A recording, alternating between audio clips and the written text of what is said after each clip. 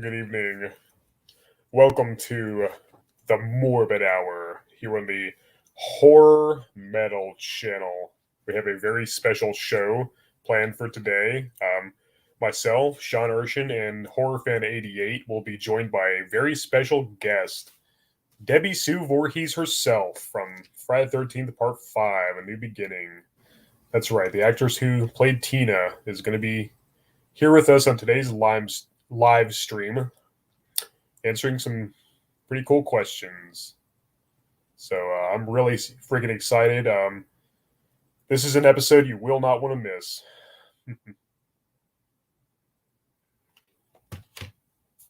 All right, so I sent the link to the guys already, and Deborah herself should be joining us in about 15 minutes, so stick around.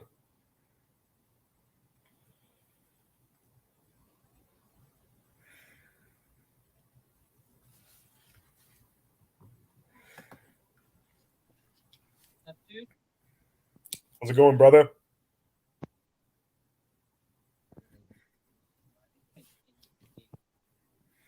Say what? You hear me all right? A little bit.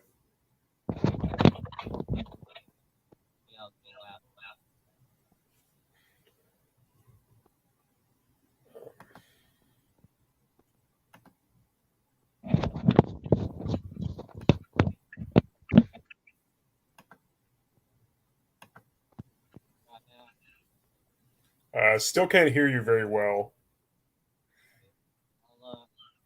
I'll leave and then I'll come back. Say what? Then I'll leave and I'll come back.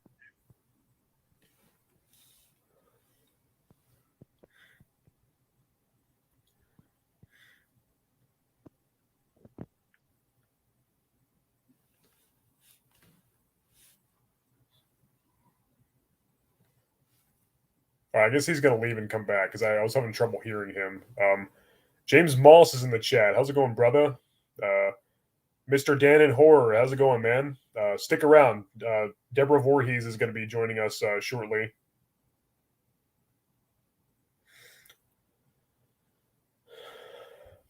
Good thing I went on a little early. That way we can get hopefully Sean can figure out his audio issues, because I could barely hear him at all.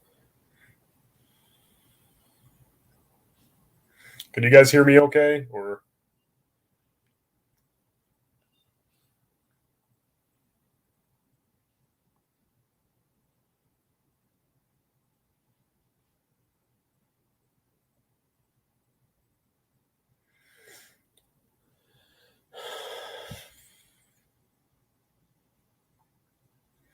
okay, good. I guess guess my mic is working properly.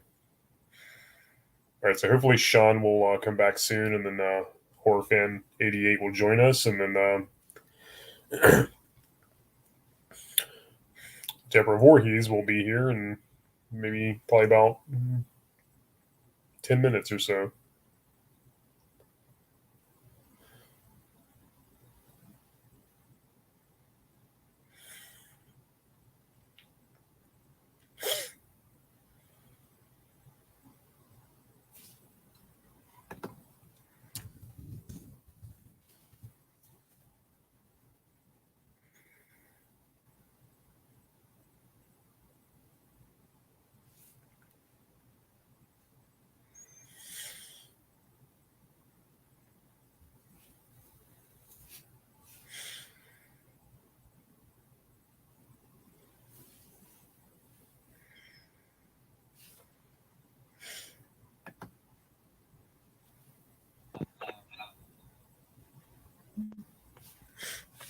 Say what? A little bit.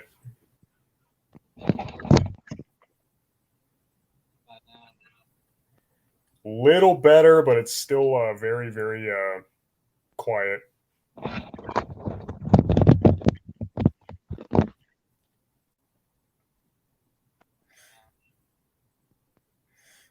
Still not quite loud enough.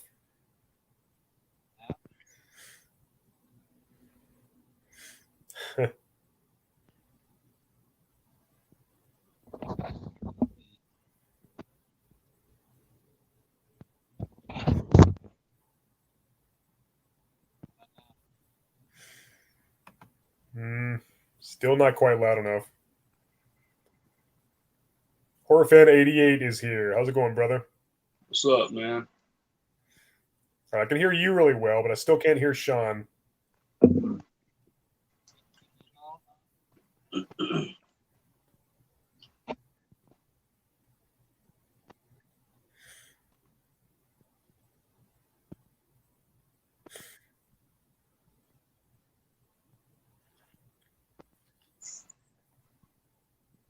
Microphone issues. Yeah, I think so. Good thing we went on a little early. That way we can probably figure it out before actual stream starts.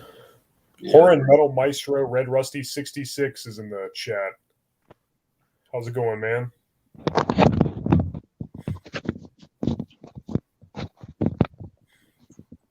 Stick around. Special guest will be joining us very shortly.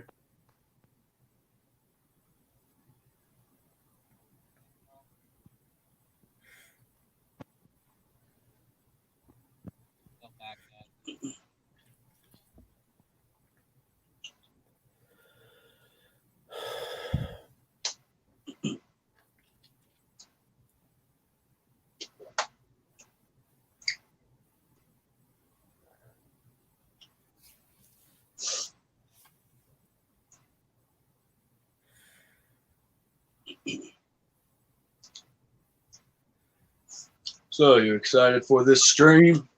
Very. I'm psyched. How about you? Oh, yeah.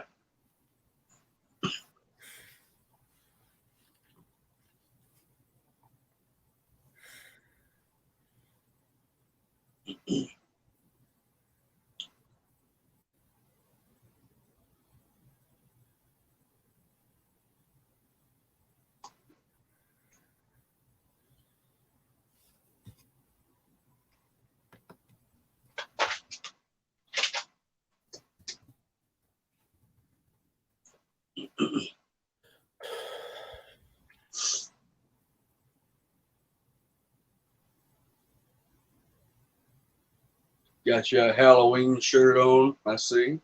Yeah. I was going to wear my Friday the 13th shirt since, you know, they've been a little more appropriate, but it is a small and it's a little too tight. So, yeah. And I have another Jason shirt somewhere, but I have no idea where it is. And rather than digging for it, I just figured I'd just go ahead and go with Halloween. A few years ago, I actually had a shirt with Roy on it. So, oh, really? Yeah. Wish I knew where that was. Yeah, for sure. My Friday the 13th shirt was the final chapter, though, so, you know. That's a great one. Yeah, oh, yeah.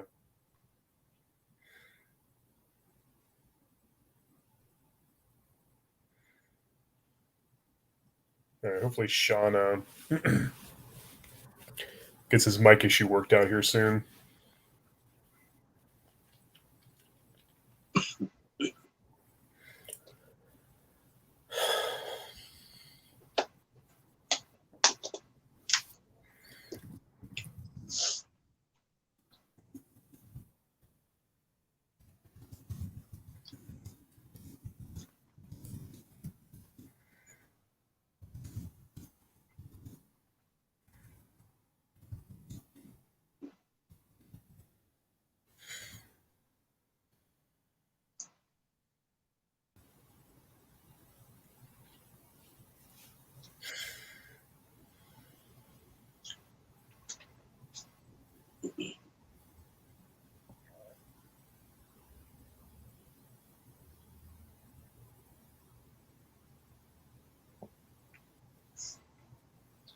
So, caught up on any good horror movies lately? It's been a while since I've really watched any that I hadn't already seen. I know there's several out there that I'm a little behind. I need to get caught up.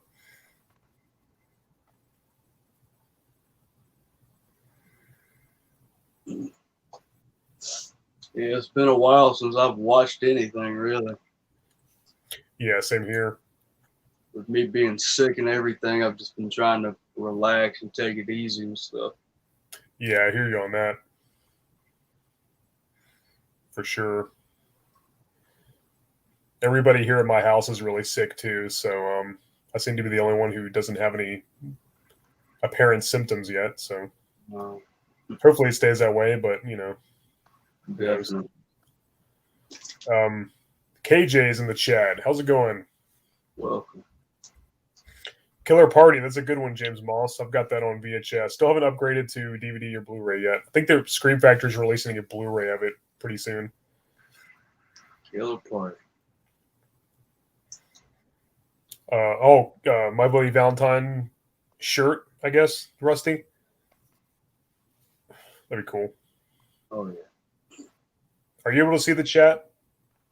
No, I just see us. Oh, okay.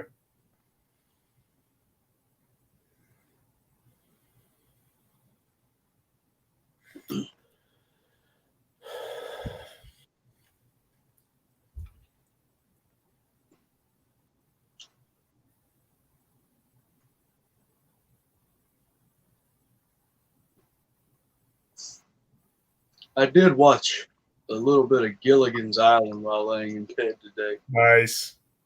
I watched that religiously growing up. Yeah, it's been a while since I've seen it. Yeah.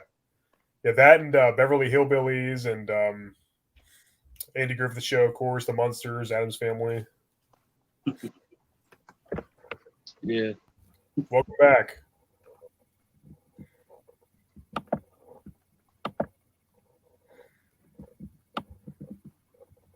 You guys hear me all right? Much better. Much better. Thank God. Awesome. Just in time, too. I switched from my phone to my laptop, so I hope this works all right. You guys hear me all right? Much better. Much better. Thank God. Awesome. Just in time, too. I switched from my phone to my laptop, so I hope this works all right. You guys hear me all right? Much better. Much better. Thank God. Awesome. Just in time, too. I switched from my phone to my laptop, so I hope this works all right. You guys hear me all right? Much better. Much better. All right, forget it. Awesome. Just in time, too. It's not working. Sorry. Well, I can hear you perfectly, but Yeah, I kept hearing that echo going on. yeah, there was like a reverb, and it was like repeating. Yeah.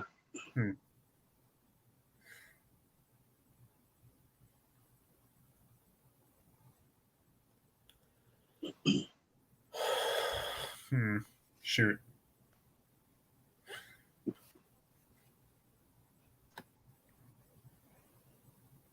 Juno 2000s in the chat. What are your thoughts on Halloween 4K from Scream Factory? Looks pretty cool. Definitely. Yeah, I agree. Big K. Debi's death scene freaked me out too. Pretty cool though.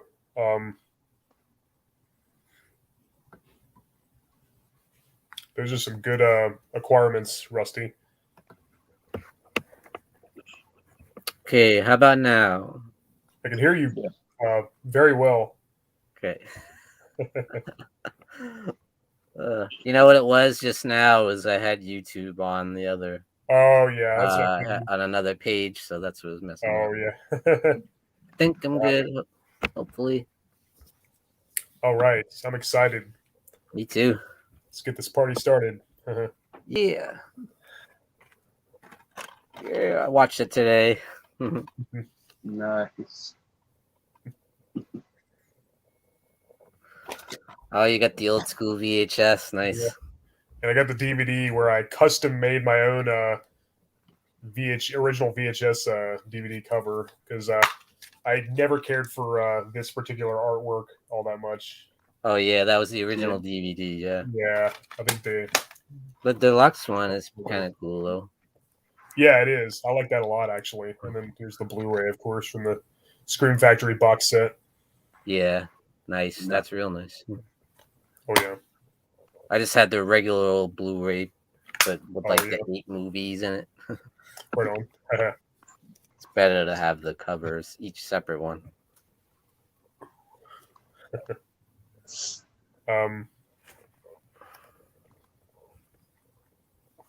Deborah is messaging me. Can you see me? I'm in. She says she's in there. Oh, Do you yeah, see her? I just. Hey. There she is. Guys. Hello. How are you doing? I've been here a while. I've been listening to y'all chatting back and forth. I was really hoping y'all weren't going to say something that was personal that was going to embarrass me. Glad we didn't. I had a little internet trouble. Sorry about that. No worries. I have it all the time. It's caused problems with me doing more than one show, so I completely understand. Believe me. Yeah, it happens. Well, it's an honor to meet you. Yeah. Well, thank you. Thank you so much for having me, guys. Thanks for joining us. You bet. This is awesome. I've never done anything like this before on my channel, so great way to start, I think. He's a newbie. Nice. I am. You usually do stuff on horror, but just not interviewing people. Is that it? Right. Yeah, I've never interviewed like an actual celebrity on my channel before. Oh, nice. I did once. You did Sandy Johnson, right? Yeah. On Halloween, yeah. She's a sweetheart. Oh, She yeah. really is. Very, very kind. Mm-hmm. Well, just watched your movie this morning. Nice. Yeah. Yeah. Mhm. Very cool. Show her the VHS. What's that? Show her the VHS. Old school, baby. Nice. There you go. Always loved this movie. That's great. Absolutely. Well, I think the most underrated of the series, I would say. Easily. Yeah, definitely. Nice. Nice. I think it's one of the most entertaining for sure. Yeah, it really is. I love Ethel. She's so freaking funny. She's hilarious. He is a lot of fun. Every single line is pure gold. Yeah. Or how about the girl with the dance with the pulling the rope? Yeah. The robot thing. Yeah, Tiffany Helm. Mm-hmm. Violent. Love that. I love that song, His Eyes by Pseudo Echo. Oh boy, you're really getting technical. Yeah. He even knows the name of the song. All right, Hellhound, why don't you get it started? Shoot. All right, we got some questions. I'll start. I guess I'll ask two, then Sean will ask two, then Horror Fan will ask two, and then we'll cycle back around. That's the way we decided would be best to do it. All right. So let's try it out.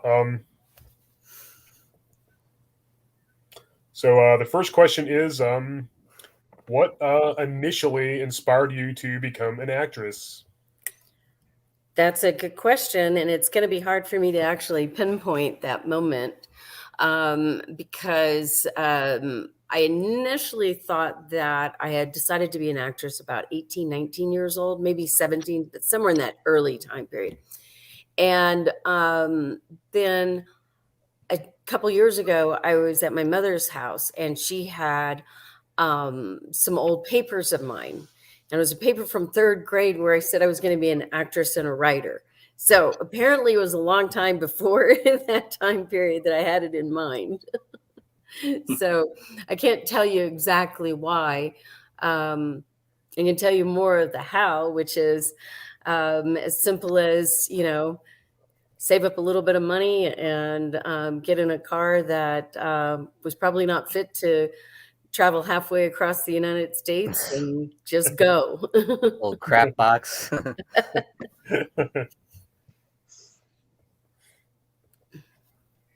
Nice. Big K, are you able to see the chat at all? Are you like watching on YouTube or? Can I see it? Yeah. I can't. Okay. So I guess if any of the, I think if I go over there, I think you'll get feedback. So. Okay. Yeah, you're probably right. So if any of my viewers who any of the people watching ask questions, you want me to just read them aloud and then, or That'd be the best. okay, yeah, because Big K just asked. He wants to know: would you consider being in a new Friday the 13th if the studio asked you to? To do something? Sure, it'd be a blast. That'd be awesome. Yeah. And I guess we'd all have to be zombies, Yeah.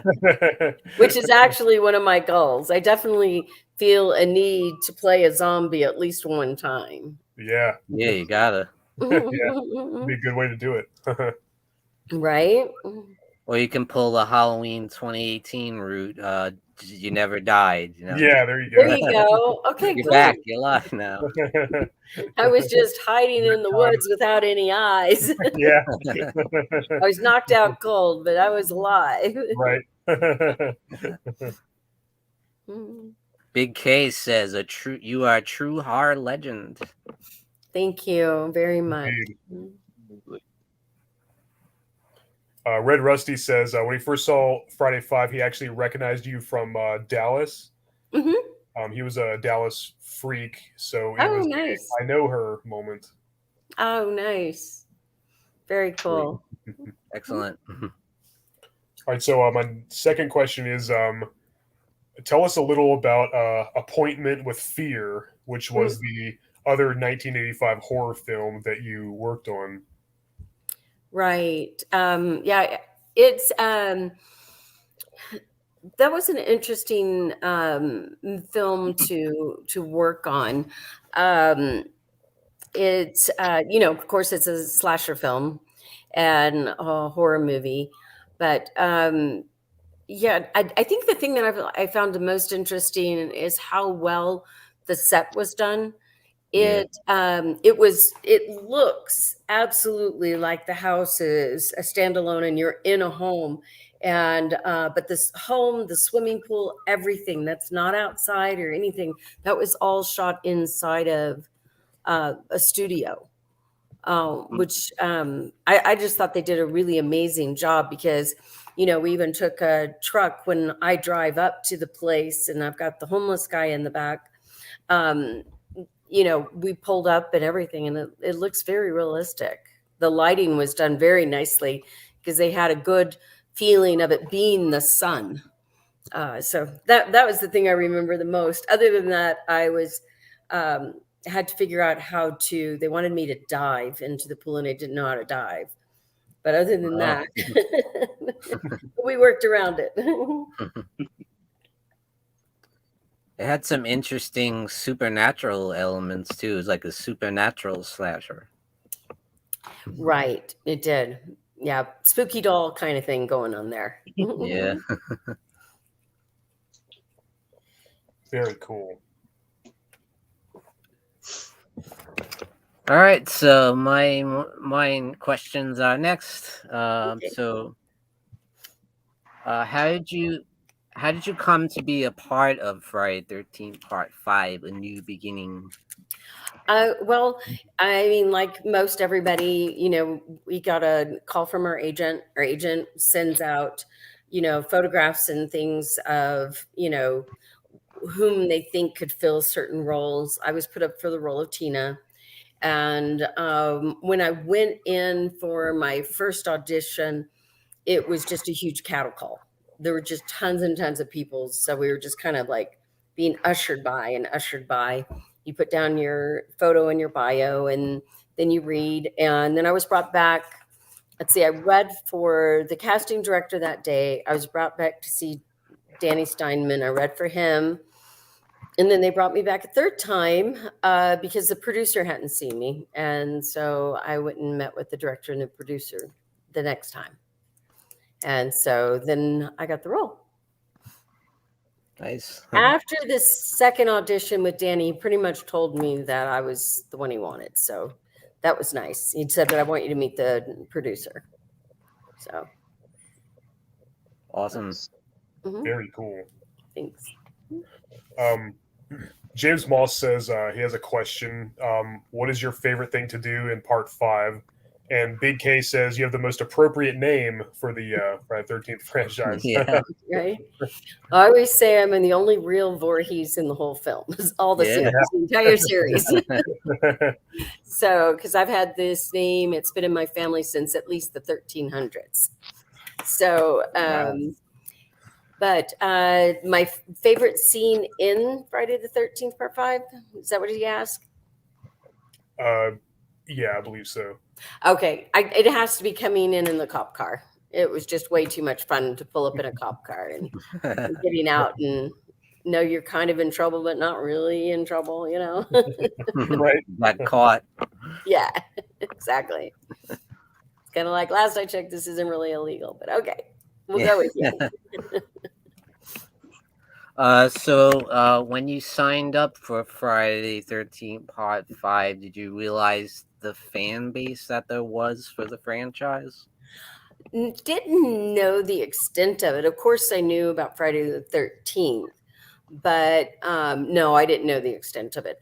Really, I didn't get a grasp of the extent of the fan base until social media came around, because then I could really started meeting the fans and seeing how many of them were out there is pretty intense. And then Yeah. if you think about, that's only the people that are involved online. That doesn't have anything to do with the number of fans out there that never participate in anything online, you know?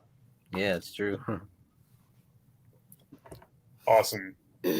KJ asked a question, but his question is actually on our list, Okay. which we'll get to in a minute. So KJ, we will get to your question eventually. That's one we already had picked out. And Big K wants to know, how long did the makeup appliance on your eyes take to apply? It took about 3 hours. They initially, well, before I even got to set, that's just for the being on set, about 3 hours. It was a very thin, kind of like a mask like this that covered everything, but the line between the mask and your face, if it's not completely erased, which takes a long time of working to get it to go away, it's going to look fake as can be. So it took quite a long time to get that in there. And there was also a lot of painting to get a little bit of darkness behind where the black was, or the blood was going to go, but to give it a really good, realistic look, you know, slightly clotted, but not too much so, since it's a fairly new wound when he rolls me over. So, but before that, I went in and they put this kind of, it's like a rubbery substance that goes over your head, and they go like this and down here, and it kind of fits over the whole thing. It's only for this amount here that they're trying to get, but they've got to get the impression of your face so that they can pour it later into that spot where your impression is. The thing that was most difficult about that particular part of it is what we've all had a brain freeze, right? And you stop with your Slurpee and you're going like this, right? Well, this is a brain freeze that would not stop. You could not stop it. It was really intense, pretty interesting. Nice. It looked so real too. Like it did look it good. They did, yeah, no, the makeup artist did it. You know, the special effects artist did an amazing job on it. Yeah, for sure. They sure did. Mm-hmm. It's a great effect. Probably my favorite kill of the movie, I would say. There's a Easily. lot.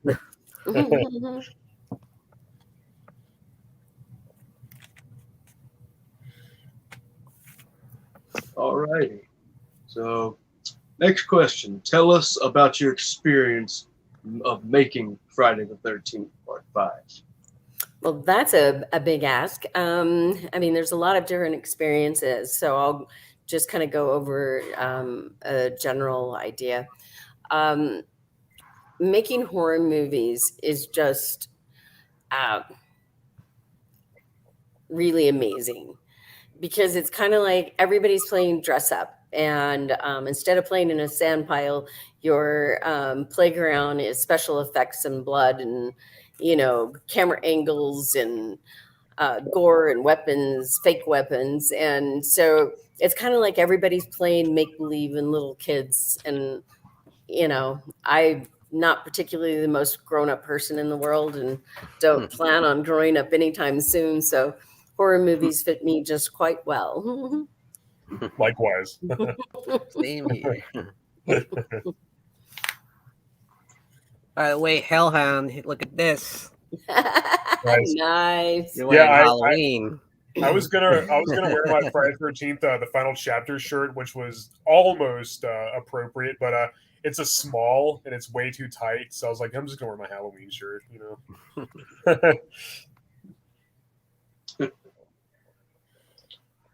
Okay, next up, tell us about the making of the garden shear kill, like sitting and doing makeup for hours and the aftermath, stuff like that. Well, I mean, we kind of already went through the makeup end of it. I think probably the most comical part of that is that, you know, you all think that when I open my eyes, I see someone really scary standing there, you know, with garden shears ready to kill me. Not exactly. I get my cue to open my eyes and I look up and there's a guy with a beard with a big grin on his face just looking down at me. I'm like, okay, I'll work with this. Sure, I'm scared of you.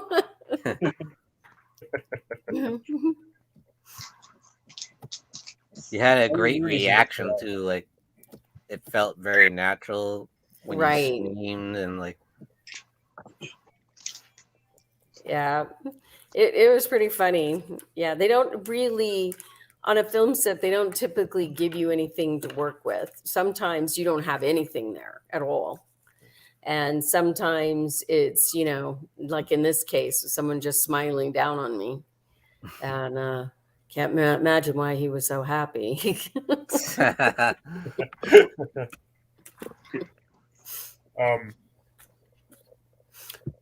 Big K wants to know what was your character Tina doing in the house for the troubled teens? Her character and the boyfriend seemed completely normal, unlike Tommy. Right. Yeah, no, I agree with you.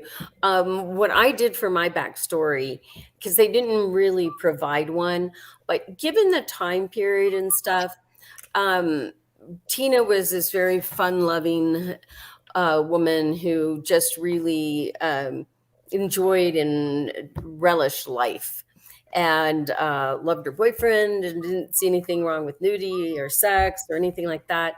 So I visualize her parents as being very religious and perhaps saw her as dysfunctional when in reality they were actually the ones dysfunctional. There was absolutely nothing wrong with Tina, you know, and so that's why she was there. Makes perfect sense. Mhm. Yeah, it does. Mhm. I always wondered that too. Like, how'd she get in Yeah. there? Right.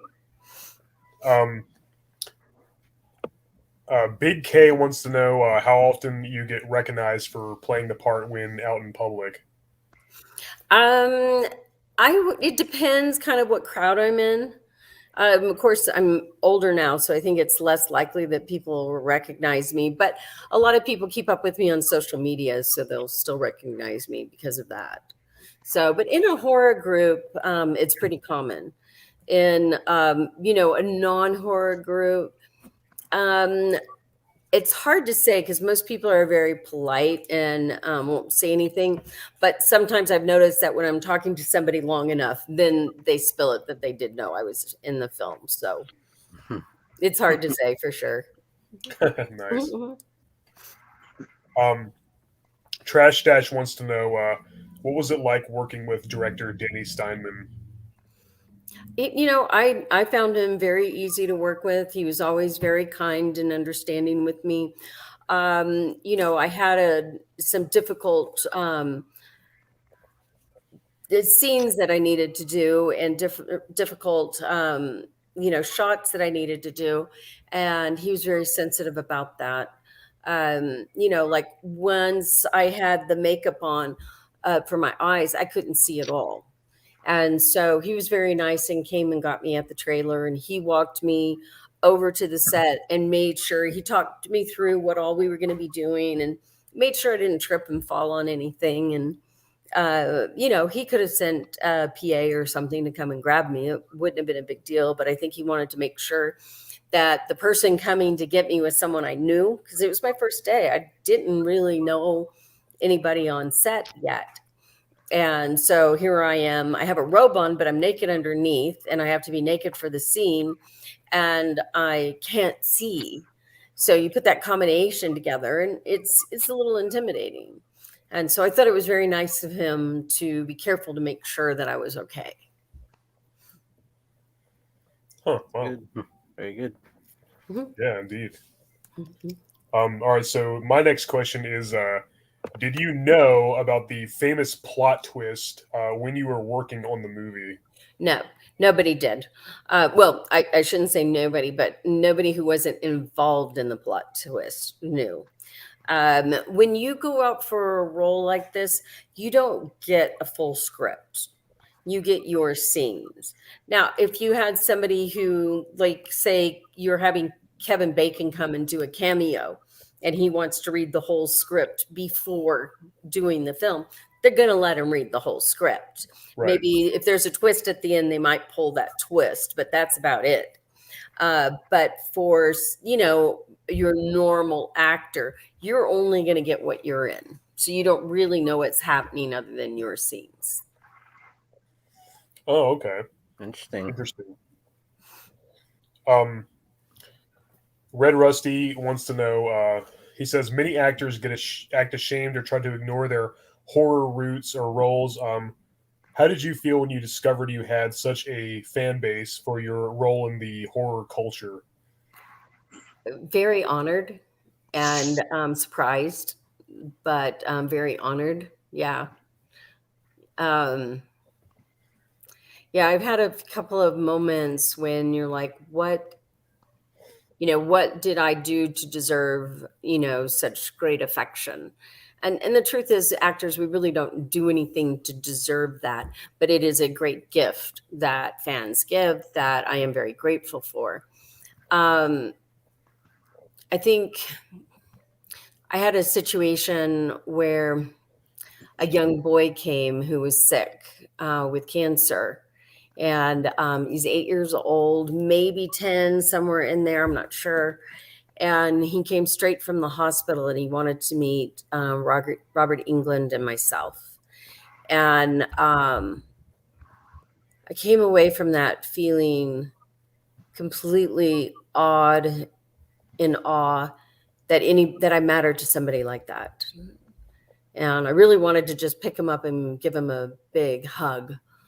But he wasn't well enough to really do that with. Yeah, it was a kind of a humbling experience to see a little one like that. And he was in a lot of pain. He was on oxygen, and it was, it's kind of hard to grasp sometimes, honestly. Yeah. Yeah, must be interesting knowing that you can have that kind of effect on someone. Right. And I mean, I've had people come to me and say, the series saved my life. I rewatched, or your movie did. I rewatched it during troubled times. And it's just like, wow, giving help to somebody can come in some of the most unexpected ways. And I'm very grateful for those that these films have helped along the way. Not something I expected, honestly. Right. I just thought it was a movie I did, Yeah. But it's something much bigger than that. Absolutely. Big K wants to know, what is it like watching yourself get killed on screen? Is it a bit strange? You would think so. But in Friday the 13th, not really to me. It just kind of, it was a movie to me. So it didn't really feel weird. What felt weird though, and I've been killed in, well, in my youth, I was in 2 other horror films that I was killed in. One was slit throat, eyes gouged out, and stabbed to the chest. What did feel really weird is the film that I just finished directing was 13 Fanboy. And the story, Kelsey Voorhees playing my granddaughter.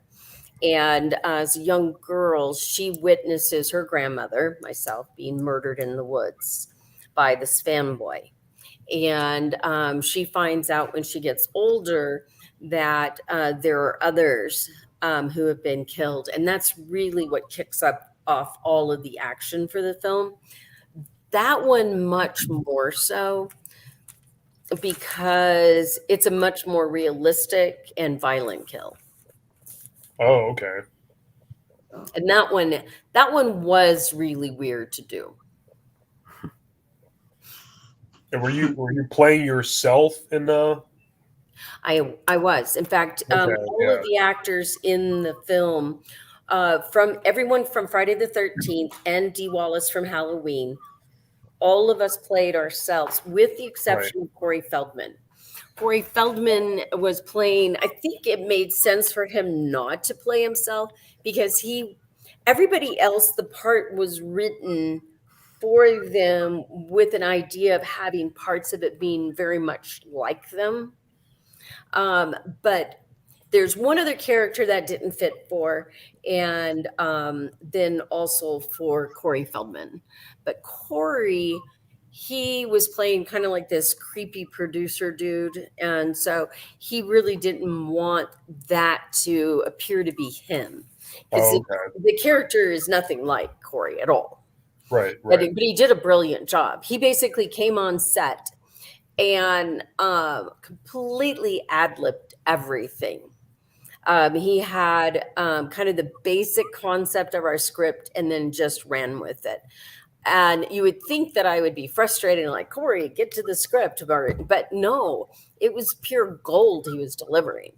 And so the only thing I had to do is, because he was ad-libbing, I needed to go back after we were finished shooting him out and turn around and shoot my other characters to get their reactions, because he wasn't leaving space for the other actors to come in. But it was definitely not, as a director, you have to make those calls. And the last thing that you want to do is go, but that wasn't my idea. No. Your actors are going to bring something to the set with them. And so my philosophy is this: you don't go in and tell your actor what you're looking for at all.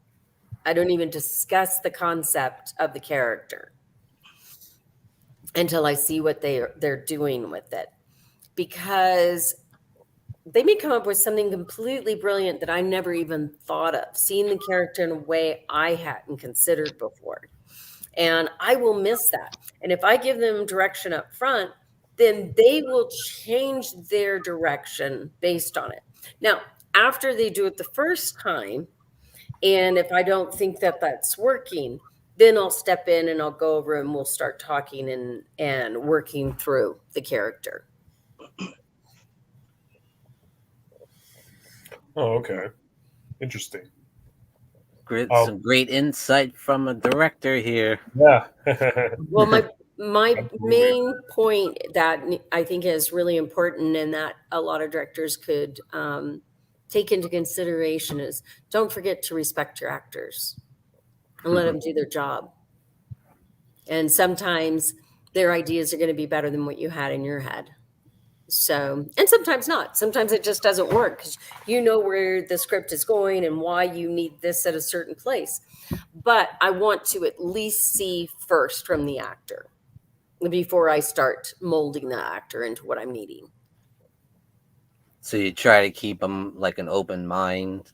Mm-hmm, absolutely. When I first walk onto the set, I know every single scene. I know every glance, every move of the hand, every blink of the eye, every motion, where they're moving, how they're moving. It's all in my head. I take that and I throw it away for a moment. And then I look at the space, I look at the actors, and I reevaluate everything. And sometimes we try, what I visualized, and because of the set and the particular actors and how they're working together, it's not working, it's not gelling right. And so we'll do a quick, change or rewrite on the set. Yep, cut that, do this, do that. Let's try that. Let's try this move instead. And because what it was working perfectly in your head doesn't necessarily mean it's going to work when you actually get in the room. So you have to be, a director really has to be ready to make fast changes. And that's, what an indie director does probably better than most, is because we don't also have the luxury of time that some of the larger studio films have. Now they don't have a lot of time because their daily budgets are through the roof. So they still have to be very careful with how far and how much time they take on anything.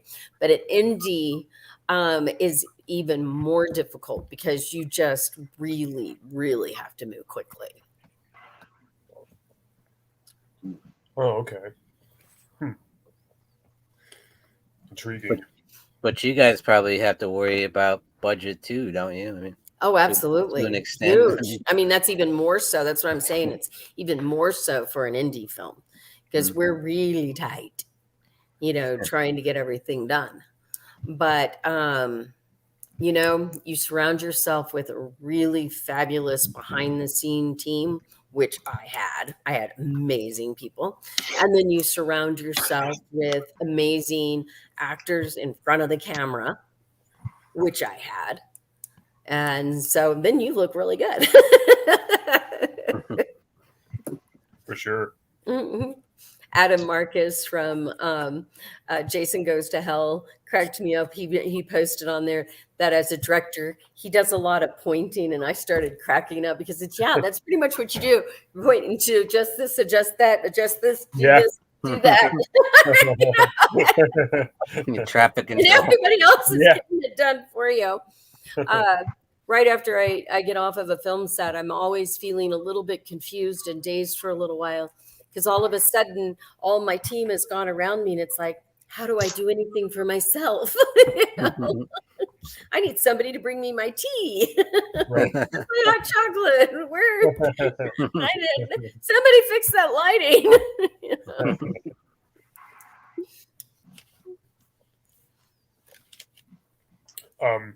KJ wants to know how was it working with those other actors, and Big K wanted to know, have you kept in contact with those co-stars over the years? Well, right now, working on 13 Fanboy, absolutely. We've definitely kept in contact. Directing somebody in a film is a very intimate occupation because you're really pulling out a lot of emotion out of the person. And I think this film is really going to surprise you. We had a sneak peek at Horror Hound, and we had a handful of people, VIPs, taking a look at it. And one fan that was there said that he went through all the range of emotions in this. And I was just like, well, that couldn't make me happier. And he absolutely loved the film. And so, of course, that makes me super happy. But so those people, when you are working behind the scenes or you're every day on a set as an actor or something, you get very tight with everybody very quickly because there's some long hours and it's difficult. It is not an easy thing to do. It takes incredible dedication from everybody involved. And when one thing falls, somebody else has to go and pick it up somehow. Right. So it's actually incredibly demanding. The logistics of it is outrageous. I can't wait to see it. Thank you. So when does it come out? October 22nd. And it'll be in select theaters around the United States, as well as on about every VOD platform you can think of, and pay-per-view platform. And then, of course, we'll go into secondary markets after that. Hopefully, we're going to have some drive-ins, but we do have several walk-in theaters right now that I know of. And I will be posting it in my group, which is Deborah Voorhees Sheer Horror Group on Facebook. I'll do it on my personal page, which I have. I know I'm at 5,000 now, or maybe 4,999. So you may not be able to actually get in as a friend, but I have it open to the public, so you can hit follow and get whatever I put up. And then I will also put it on the 13 Fanboy group, or page, not group, but 13 Fanboy page. So there'll be 3 places where the full schedule will be. Anybody who's out there who's been an Indiegogo supporter, that'll be sent over. I'm worried that a lot of them have turned off their stuff for Indiegogo.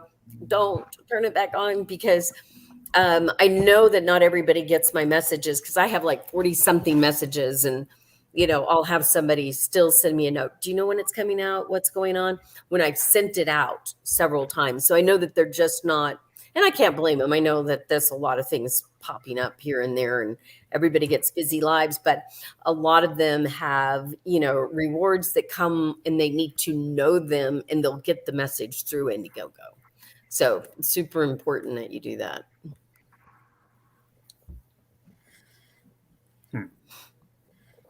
Awesome. Big K says, I have to head to work, but tell Ms. Voorhees she still looks amazing, and I'm glad she still works on films, and I'll be checking out her film. Tom, thank you so much. I really appreciate you. And Red Rusty 66 asks, will 13 Fanboy get a DVD or Blu-ray release for physical media collectors? Absolutely. Absolutely. Nice. That'll be a part of our secondary market. Absolutely. Good. And Trash Dash wants to know, how was it working on Avenging Angel? Oh, it was a lot of fun. I liked working on that one.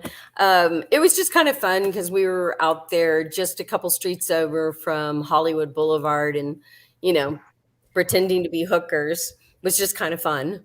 And Betsy Russell was really nice to work with. She was very sweet. And I liked my role of Roxy, kind of the hooker with a heart. I like that. That was a whole series, wasn't it? Angel series. Well, I think there were 3 movies from it, right? Am I right? There was Angel, and then Avenging Angel, and then one more after that? Pretty sure it was 3, yeah. I believe so.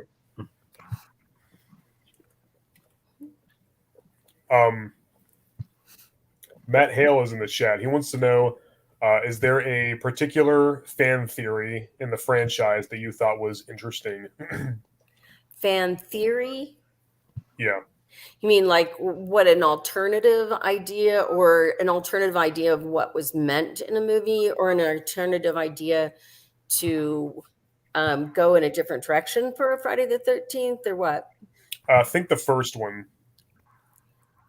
Okay, so like an alternative theory of what might have been going on. Well, I've heard some people say that they felt that in part 5 that Roy was Jason, but that he was being embodied by Jason, like a ghost. I've been saying that for years. Have you? Okay. Yeah. Because Jason Goes to Hell, they explain that Jason does have that ability. So, and one of the characters in that movie, Creighton Duke, knew about it. So obviously it had to have happened before. And I don't think that was wasn't their initial idea for that movie. But like as an in-universe theory, I think it is rather plausible, that he could have been Jason, just like you said. Yeah, so. I mean, given that and kind of reverse engineering and looking at it, yeah, I can see that.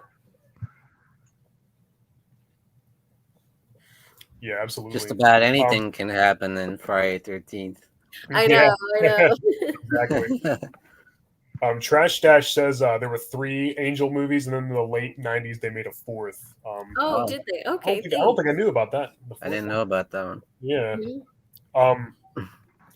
And then I think we're caught up with all the questions from the live chat, Mhm. if I'm not mistaken. But my next question is, how did you get the amazing cast of 13 Fanboy together?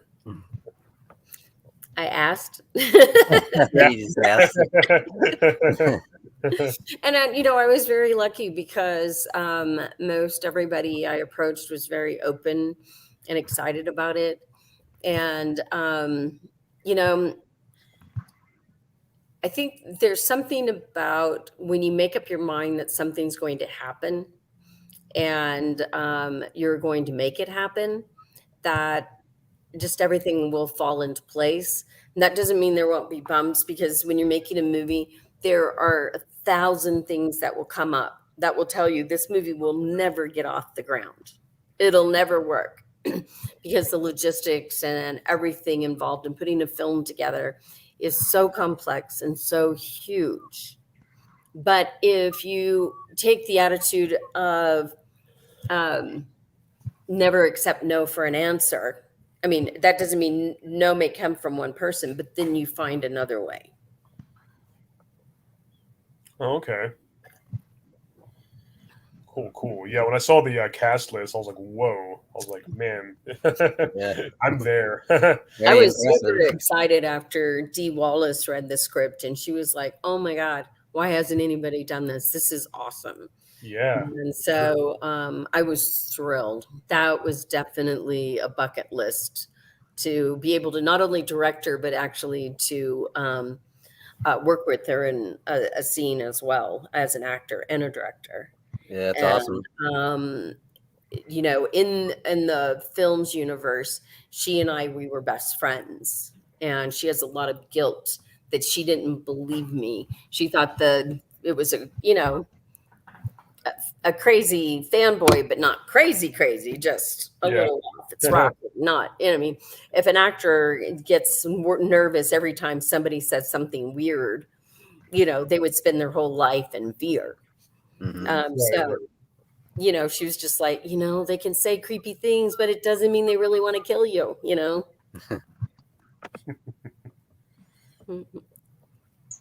You got Kane Hodder in there too, right? I know.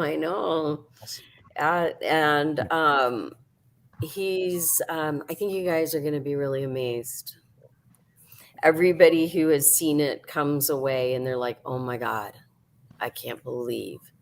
As the fan I told you about who wrote about it, he said, yeah, Kane took it to the next level. And somebody else said that he's cemented as a dramatic actor as well as a horror actor. So he has some pretty intense stuff going on. Yeah, I've seen him in a couple other things, where he wasn't wearing a mask and stuff, where he did some good acting.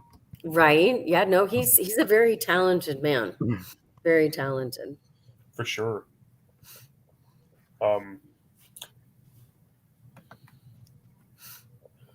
Trash Dash wants to know, did you ever get to meet the guy who played Roy's son? He just wanted to give people candy bars. Dominic Brasha.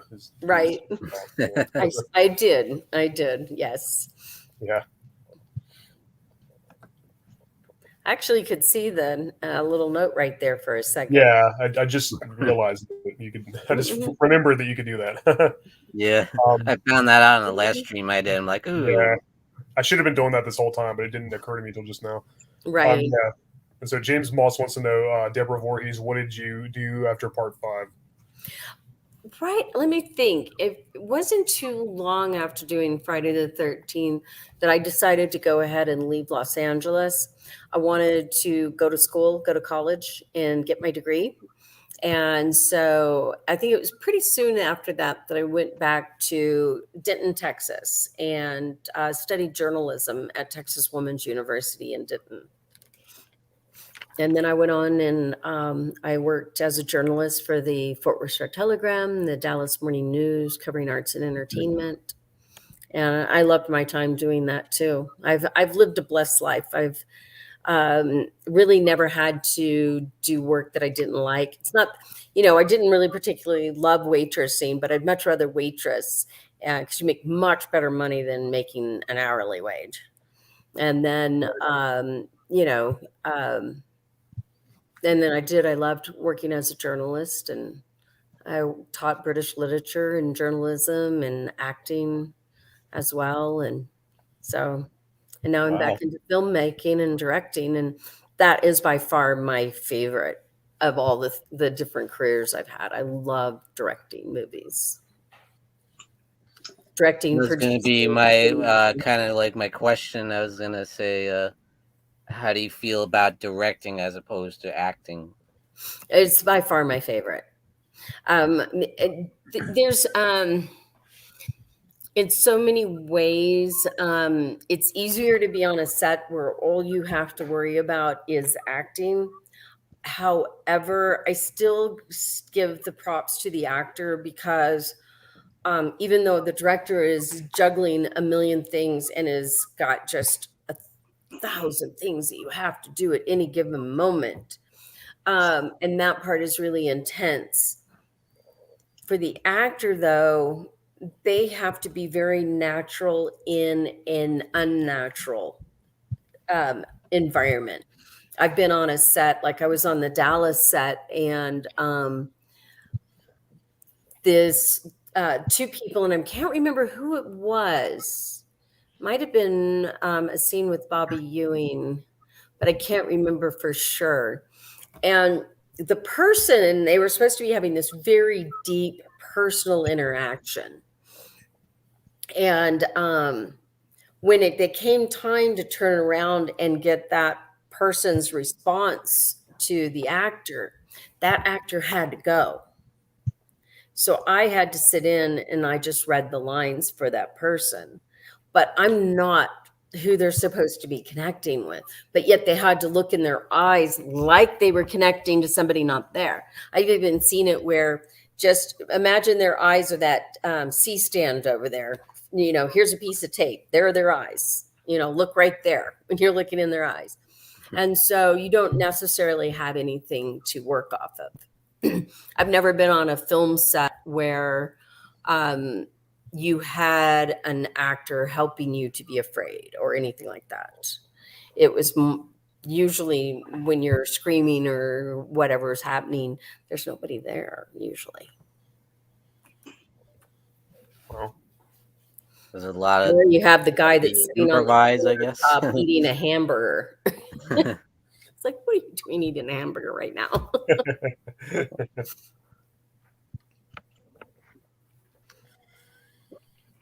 So I had a question. What is your favorite Friday 13th film aside from Friday 13th Part 5? Part 5. I'm just gonna have to go with the first one because it's really what started things off, and so without it, none of the others would be there. Exactly. Do that. Mm-hmm. It's actually I'm one of the few that, well, not one of the few, but I completely agree. I think the original is the best in my opinion. Right. Yeah. Because most people would say the ones with Jason, being the killer, Right, right. There was something about that first one. I think it had such a great atmosphere. Right. The way it was directed had great suspense. It wasn't. Mm-hmm. Yes. I think it was probably the scariest. And, Yeah. like you said, most suspenseful, and we didn't know who the killer was yet, and that's right, why exactly. Friday the 13th Part 5 and the first one actually kind of go together because they're both about bereaved parents, and they both are whodunit. Yeah. Right. I mean, some people were saying, well, yeah, it could be Jason, but he was killed in the last one. Mhm. So what's going on? It throws some red herrings at you, like the classic mystery style, Right. Is Exactly. it this guy? Is it Tommy? Is it Right. What's going on? Exactly.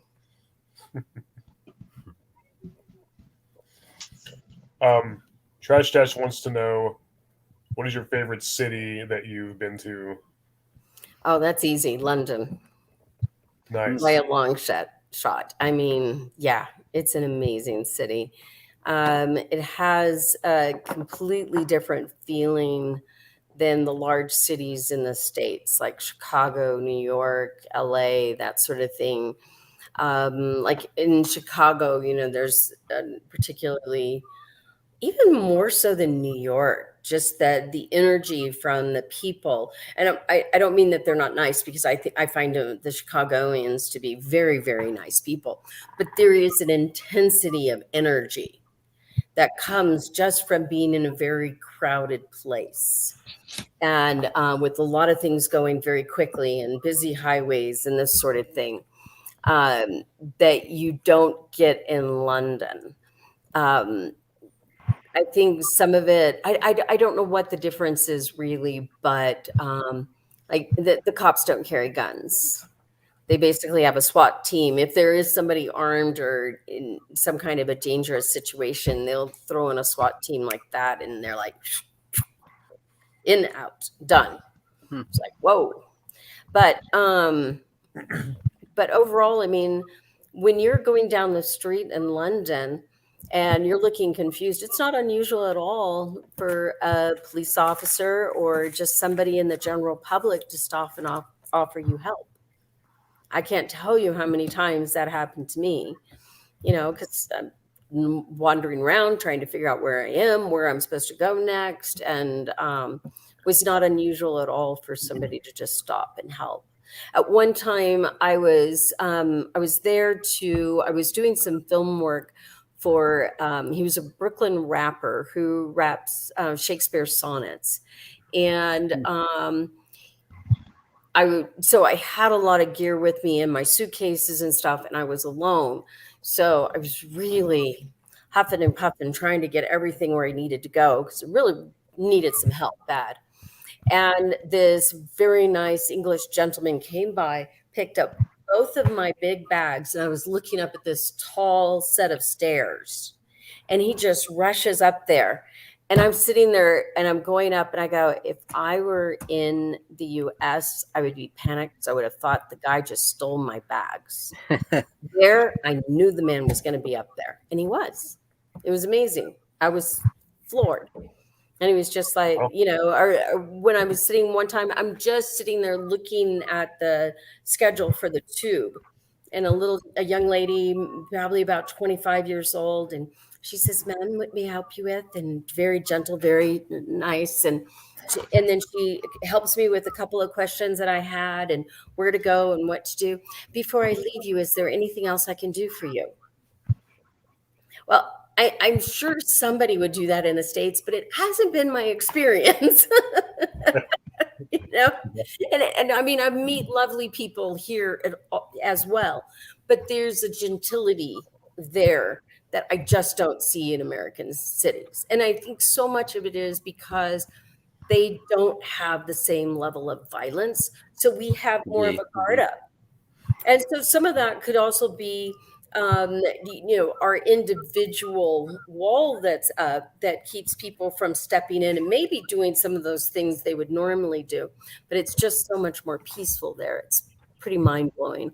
And I've walked all over London in all different areas, and never, ever once felt uncomfortable or threatened or afraid or anything. And I'm not saying it doesn't happen, but I've spent quite a bit of time there and nothing. Zip. Wow. Yeah. It's another world. I love it. Yeah, I've always wanted to go there for sure. Highly recommend it. Really do.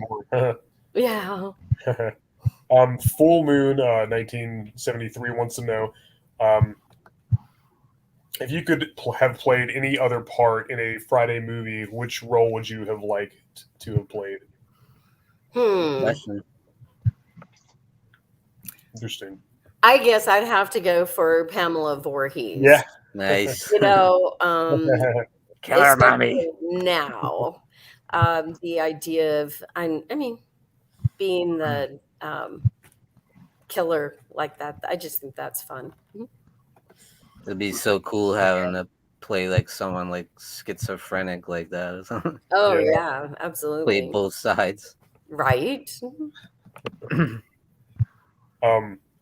And Trash Dash says, were you aware that Voorhees was Jason's last name, or did you find out during the audition? That's a good question. You know, I'm not 100% certain on that. You know, of course I knew it was Jason. I'm not sure. I'm not 100% certain.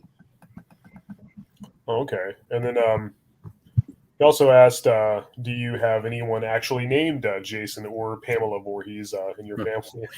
I do not, but I will tell you something even more coincidental. Okay, so my last name is Voorhees. It's been in my family since at least the 1300s, like I already told you.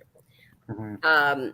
Then my grandfather was Glenn Ira Voorhees, Sr. Mhm. My grandmother was Helen Higgins. If you remember in part 3, Higgins. Yeah. Haven. Higgins Haven, Yeah. Pamela, Just I Higgins. have been told, although I haven't verified it, that her middle name was Sue, and my middle name is Sue. You cannot tell me I wasn't born to be in this series. Yeah, it was- Absolutely.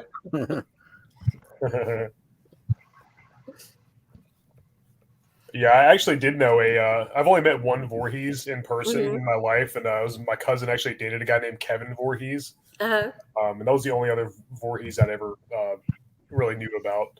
Right. There's not a lot of us. Yeah. Seems like it'd be a rare name. Mhm.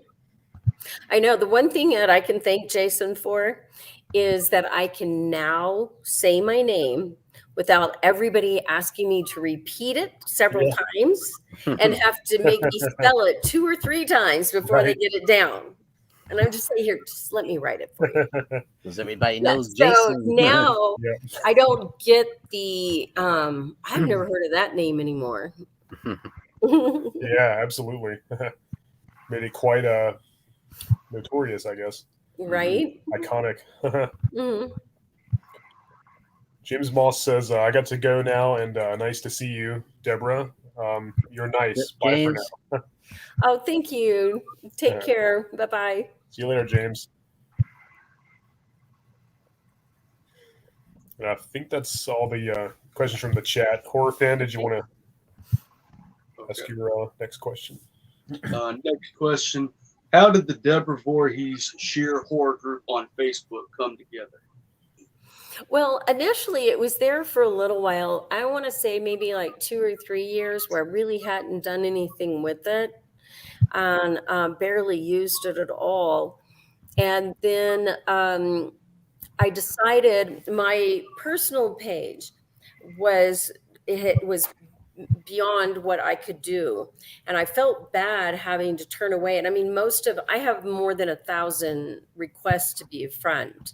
And so I probably don't even know if somebody's on there because I haven't even been able to get through.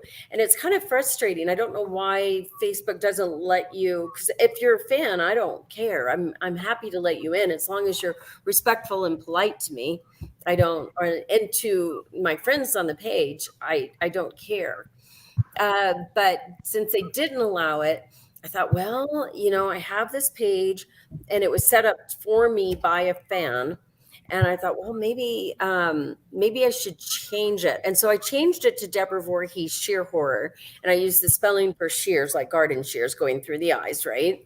And as opposed to sheer, like, woo, scared kind. Right. And so, and then it just kept growing and growing. And I'm glad I did because it gave a place for a lot of people to come. But what I decided initially, what it was set up for, it was supposed to be a fan page. Well, I was just like, God, if all we're going to talk about is me, I'm going to be bored to tears. Please, for the love of God, I'm sure there's something more interesting than a fan page of just me. And so then I decided to open it up to all horror chatter. And whatever it was, as long as it's horror, we love it. If it's not horror, out. I don't care how sweet it is, it's out. I like that. You know?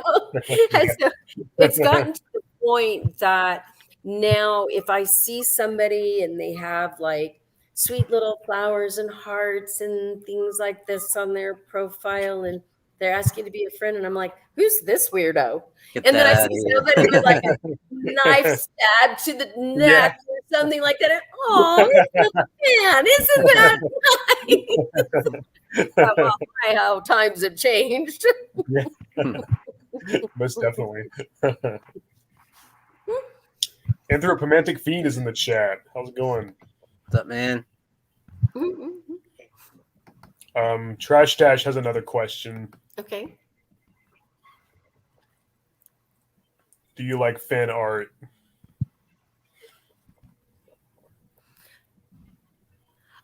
Actually, I do. I've gotten some amazing fan art. Sometimes people have sent it to me to sign for them and send it back, and sometimes they've sent it to me as a gift. I have a couple pieces of fan art in there in the film itself. There's one when Dee Wallace is talking about me, and you see a photo of me where I'm holding one, smiling, like, for the camera kind of thing. And I have another one. Dee Wallace is supposed to have an art studio, and I have some fan art in there as well. It's actually for 13 Fanboy as well as Friday the 13th. Oh, good. I can tell you, Trash Dash is a fantastic artist. And he loves Oh, doing really? art. He's really Oh, good. I would love to see. Yeah, if you ever see his YouTube channel, he shows some stuff. He does a lot of stuff from Halloween and the classic stuff. Right. I see this one. This is funny. Why not both? Pretty Flowers and Brutal Murder aren't mutually exclusive. I think you raised an important point. That is very good. They can go together. I just always assume that the little ones with the flowers and stuff that, because we do get the spammers that just are trying to get their little things sold in there. Oh, But yeah. they usually have all those groups where sell things that are being sold on them in it. And so, yeah. But no, you're right. There could be some fantastic horror fans out there that have the little hearts on them.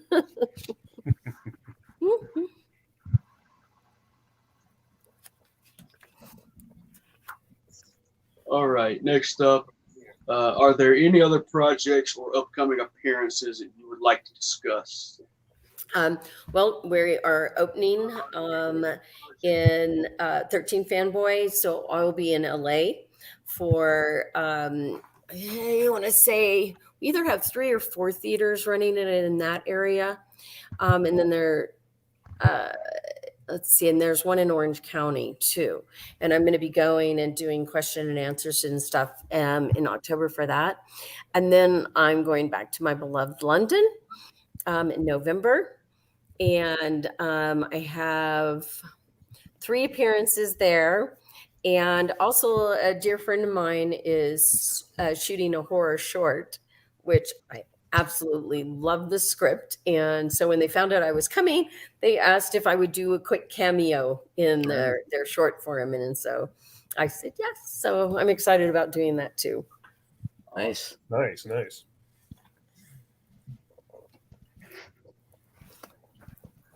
I have one little quick question. Okay. I read somewhere that a lot of people in the cast of Friday 5 didn't know that it was supposed to be a horror movie at first. They didn't know what it was. They didn't know it was a Friday 13th especially. Right. I think they knew it was a horror movie. I don't know if anybody who didn't know that, but they didn't know it was a Friday the 13th. Ron Sloan, he told me that he didn't know, he and Carol didn't know that it was Friday the 13th until they were on set. And they saw somebody go by with the hockey mask. I think I did after my 3rd interview because I know there was no time that I was surprised on set. It's been a while, so I may not be remembering it very well, but I really do think that I knew by the 3rd audition. Yeah, I think one of the entries it had a really unique working title, and nobody involved, none of the actors, I guess, anyway, knew that or most of them didn't know that it was a Friday 13th sequel. They just knew it was a slasher film. I think they even used the name Ethan in place of Jason. I don't remember, I don't remember which that one that was. part, but it was like something. I want to say it was like repetition. I think something like that was what was on the script. Yeah.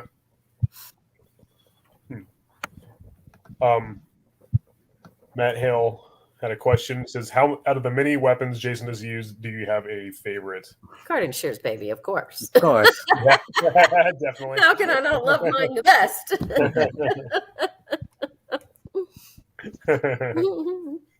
I also love the way your boyfriend gets killed in the movie on the tree. Yes. Right? Cranking the Melts thing. around the I think head. that was really well done. My only complaint on selling that kill fully, they needed to have crunching bone sounds. Yeah. That would've Yeah. been They neat. really more needed authentic. that Those sound effect eyeballs. in there. That Yeah. was a big miss. But I think if they had done the crunching bone, it might have beat mine. But it didn't. Yeah, one thing I've always took from it, even from the first time that I saw your death in the movie, sometimes the slightest sounds will kind of be like, oh. And No, the moment, absolutely. The sound moment- is 50% of the movie. And some say we'll say it's 51%. Many people will watch a movie that visuals are not that great. But if you don't have great sound effects or great sound, it's being turned off. And just try watching a horror movie and turn the sound off. yeah. It's not scary anymore. Right. It's not scary at all. Absolutely.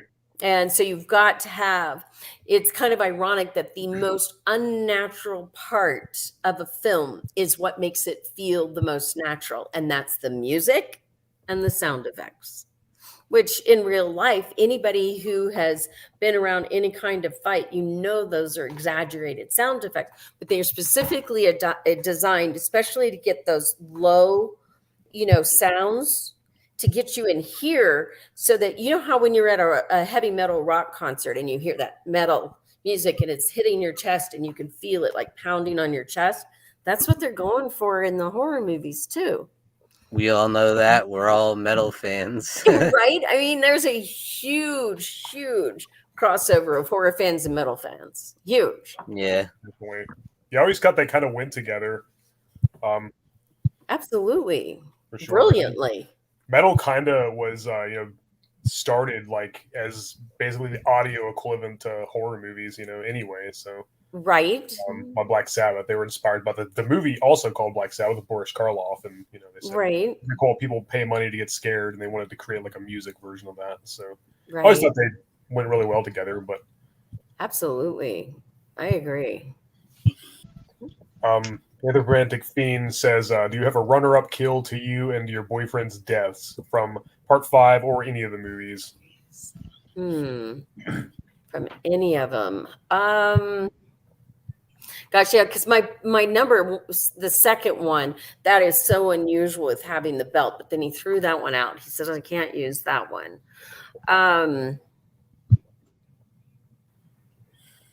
Boy, that's a tough one. I guess one that comes to mind is the Kevin Bacon scene where it's coming up from the bottom in there.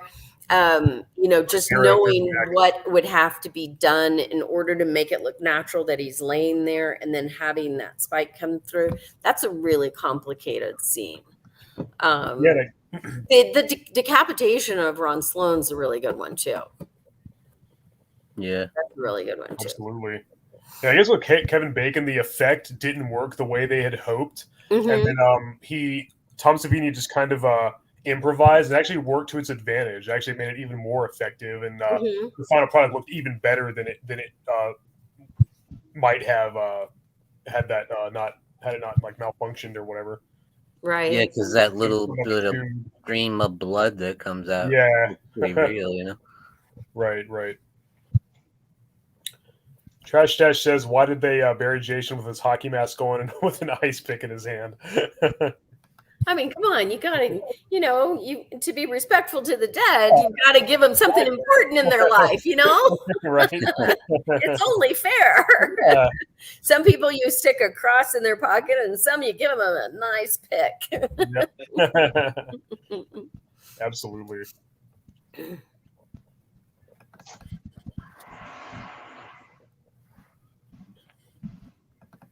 You guys have any other questions?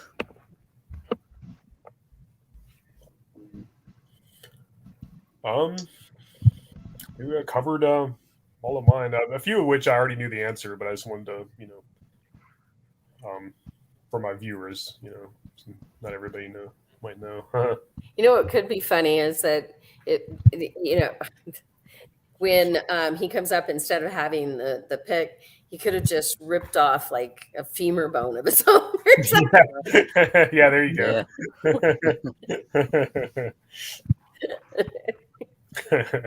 I couldn't help. I was starting to think, what could you do if he wasn't buried? You'd have to take one of his own bones. Yeah. Absolutely. That would have worked for sure. I have to say, in the part 5, probably has some of the most interesting and whacked out kind of characters than a lot of the other ones. Right. Yeah, it was just a lot of fun, a lot of silliness in a good way. Like you got Reggie the Reckless, you got Tommy Jarvis, who was the reserved, and a lot of my favorite characters in the whole franchise are in that entry. Oh, nice.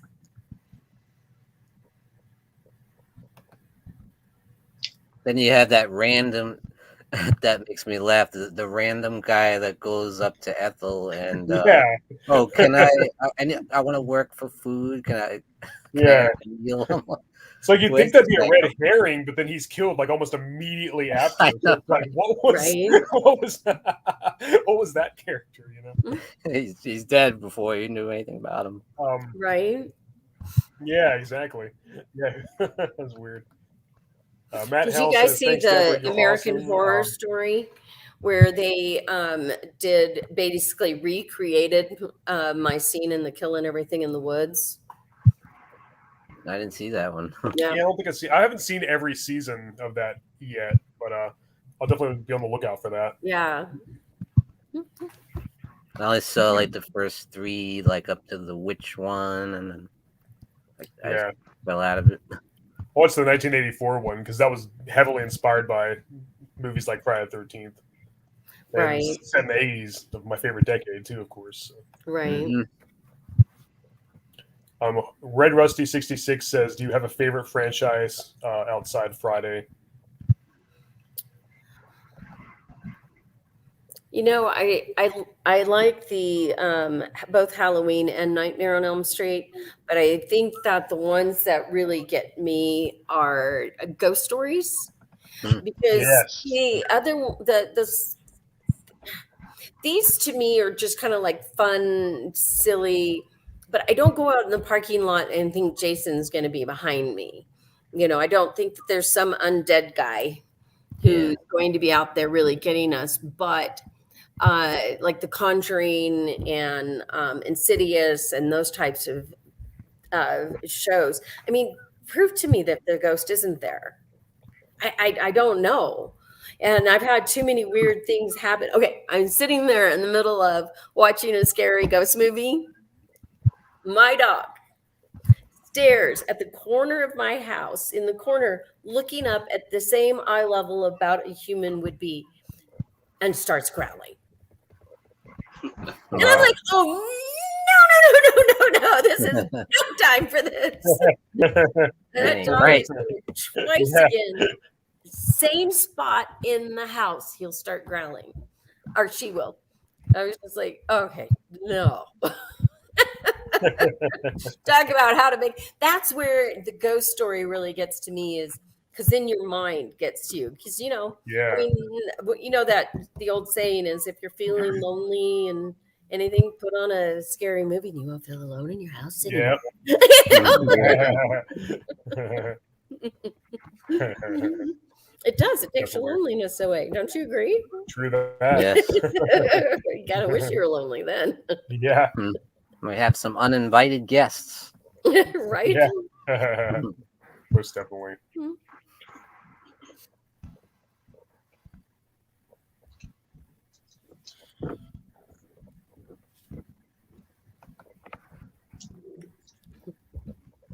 Debbie is cool as hell. Thank you. I think I have a question. What do you think of Reggie the Reckless's Sonic Scream? It's fantastic. I think he gives me the run for my money. Because I had a hell of a good scream too. Yeah. Definitely. Mhm. I think Red Rusty makes a good point. Most of the time, the fear in Jaws was the sound, not the shark. Exactly. Absolutely. 100%. You see a horror movie and somebody is walking down an empty hallway. Nothing is happening, but scary music is playing and there's a scary sound design behind there. And what do we all do? Mm-hmm. Right. Nothing has to happen for you to feel the fear. Absolutely. Most definitely. Music's so important for the horror sure genre, is. especially. really I is. know. And I have an amazing composer. His name's Tamer Surrey. He's absolutely brilliant. He's done score for more than 600 films and TV shows. And boy, he sleeps and dreams the music. Nice. Very cool. It's very important. A great score makes all the difference.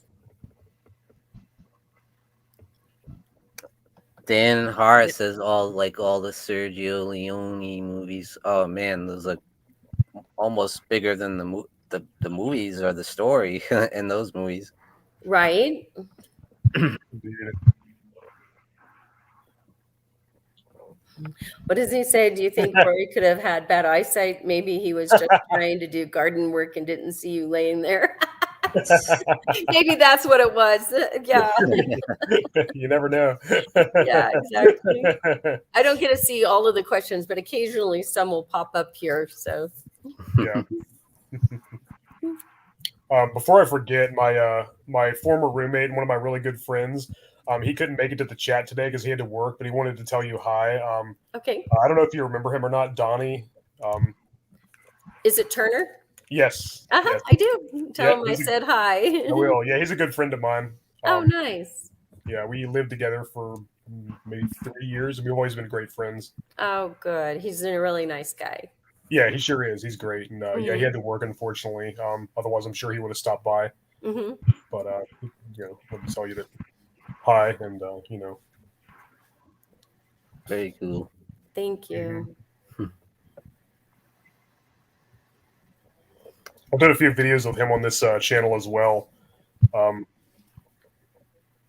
he uses the name Dark Wolf. Oh, okay. Oh, neat. Yeah, so he's been on this channel before a few times. Very good. I went to a convention, a horror convention yesterday, and one of the people that played Jason was supposed to be there, and he didn't show up. I was like, "Damn it!" Oh, man. Which one was it? CJ Graham from. Oh, dang. Oh, man. Yeah, I was like, I had my stuff ready from the sign, and like. Oh, I know he tries very hard to make all of them. I don't know what would have happened, but he was wonderful to work with. And as you know, he is huge. Yeah, he's a big guy. Huge. Like he could still play. I feel like I'm this big next to him. Is he in 13 Fanboy too? You bet he is. Nice. Nice. CJ Graham, Kane thought so. Hodder, Judy Aronson, Tracy Savage, Jennifer Banco, Laura Park Lincoln, of course, the immortal Dee Wallace. Yeah, we've got one hell of a cast. Of course, Ron Sloan is in there. He's actually playing Dee's husband in it. Oh, cool. Yep. Anthropomantic Fiend asked, do you have a favorite score from a movie, horror or otherwise? Oh boy. Oh. Yes. There's quite a few really good ones out there, but Psycho. Excellent choice. Excellent That's choice. just like mind blowing. I Yeah, agree for sure. Psycho. Absolutely. So earlier you said that when they filmed your death scene, what you were actually looking at, so it wasn't Tom Morga wasn't actually was he like ever, were you ever like in the same I guess frame I know together? we were on the set at times together, but no, who they had actually standing over me, I don't know who it was. It wasn't a stunt person.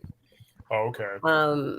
So they were just having that person there, so I have a eye line to look at. Mhm. But Mike should have given me a grimace instead of a smile. They're creeping me out here. I have no idea why you're smiling.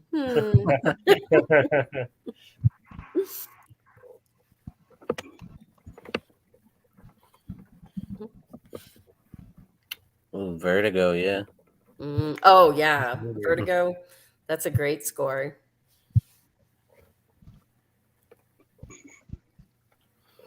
As I say, I'm a big fan.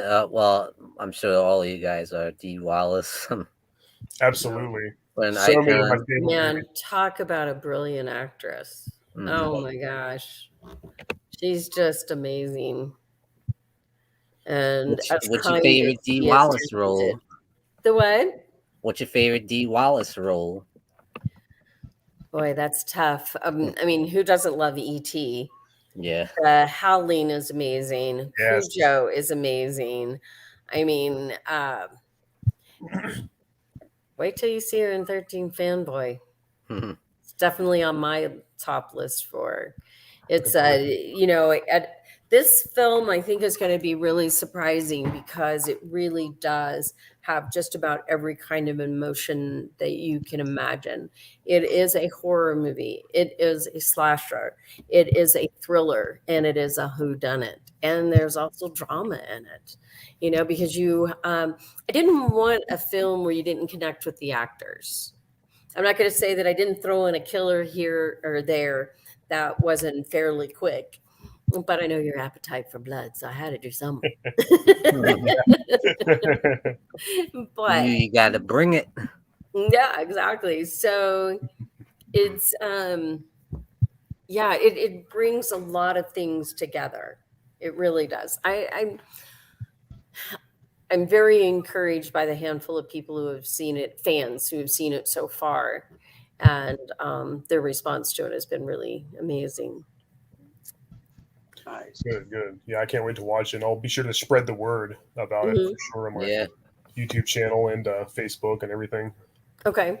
As well as in real life. I would certainly appreciate it. That's wonderful. Yeah.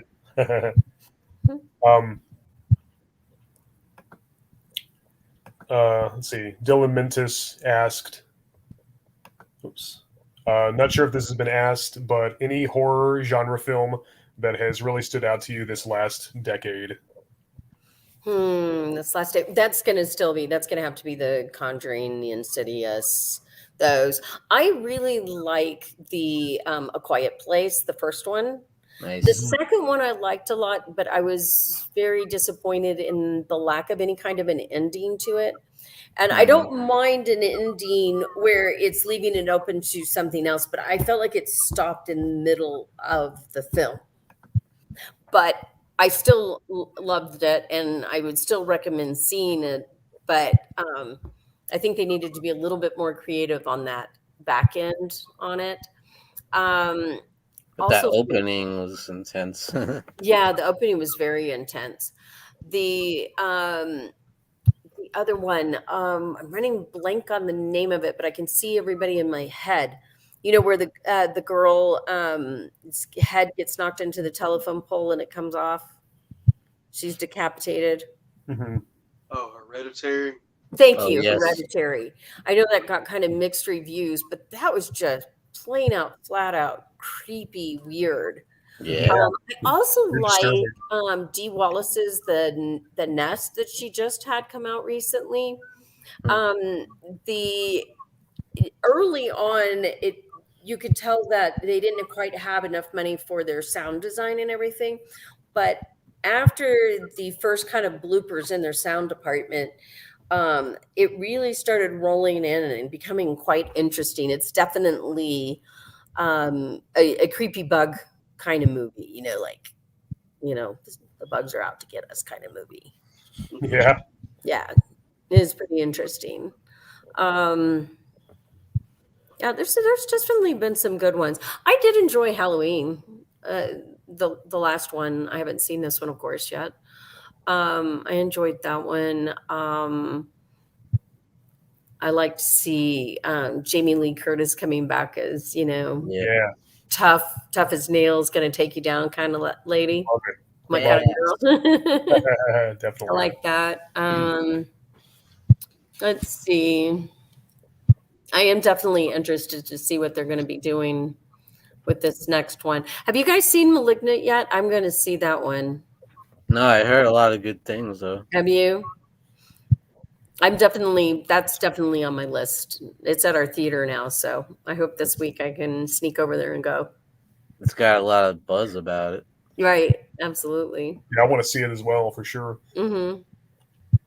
So are you I see every horror movie no matter what, and I have some kind of appreciation for them no matter what, or I will watch most horror films and only a few that I'll kind of like, nah. Or I don't know, I'm an aficionado and I only watch a certain genre or a certain type that I deem to be worthy of my time and attention.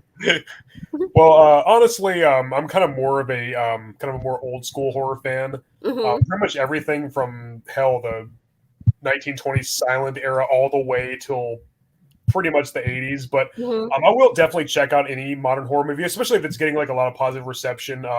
Especially if it's from like people who enjoy the same kind of movies I do. Right. There are a lot of great ones now. There's definitely been some gems, like you already said, Mhm. Conjuring and Insidious and stuff, Hereditary. So it's kind of hard to keep up now because there's so many all the time. Right. And I did go see every single one of them in theaters there for a while, but there was quite a few that I didn't really care for.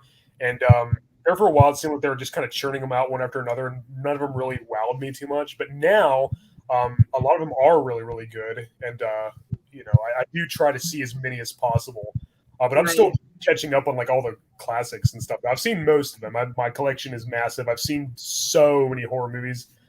Literally thousands, and but there's still quite a few that I still haven't seen. I'm still like, trying to see all of those as well, in addition to newer ones too. So kind of a combination of all of those. Yeah, I'm kind of the same way. It's just, of course, growing up watching horror movies, the 80s has always been my favorite stuff. But I do try to watch a lot of the new stuff that comes out. And of course, I can't get to all of it. But what I do see is pretty good most of the time. Good. And what about you, Sean? Yeah, I'm like Hellhound a lot. I love a lot of the old classics, like the Universal monsters and the Hammer stuff, and the something from every genre. 70s had a lot of great ones, and like some of the folk horror stuff, like Wicker Man, and I just watched one the other day. It was really good. The Satan's Claw. Blood on Satan's Claw, like stuff like that, witchcraft, and all the way up today, something from every like subgenre I like. But I am probably a little more critical. Like I can only handle a certain amount of cheese. Right. You know? I like a good fun movie, but if it's just straight up cheese, I can't take it. Yeah. Right. Yeah, sometimes they're a little too ridiculous, but I do like you said, I do like a certain amount of cheese. I like to have fun with my Right. horror. I'll say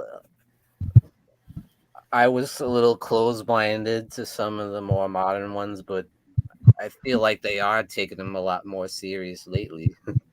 Right. Definitely. Like you said, Hereditary, Quiet Place, pretty intense. Right. Quiet Place is just it actually is a very good old-fashioned creature feature. Yeah. Yeah, You know? I really like that. absolutely. And the actors in it are all very good. I mean, you don't ever think, oh, that's not very realistic, you know? So, Right. because they sell it. They sell it for Yeah. you.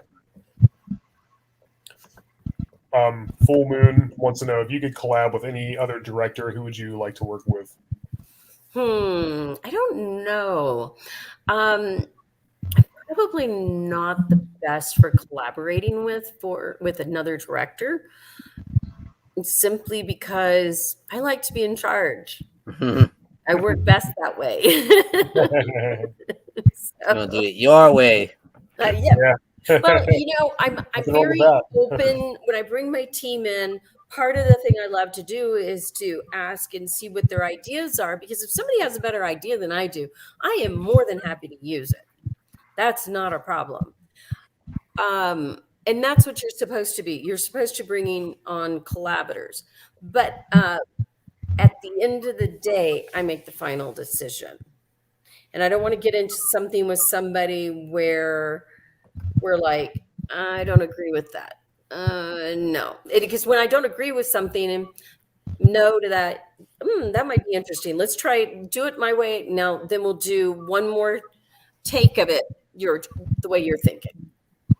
You know, I'll do something like that. But ultimately, at the end of it, I have the final say. And I like that. I like being boss.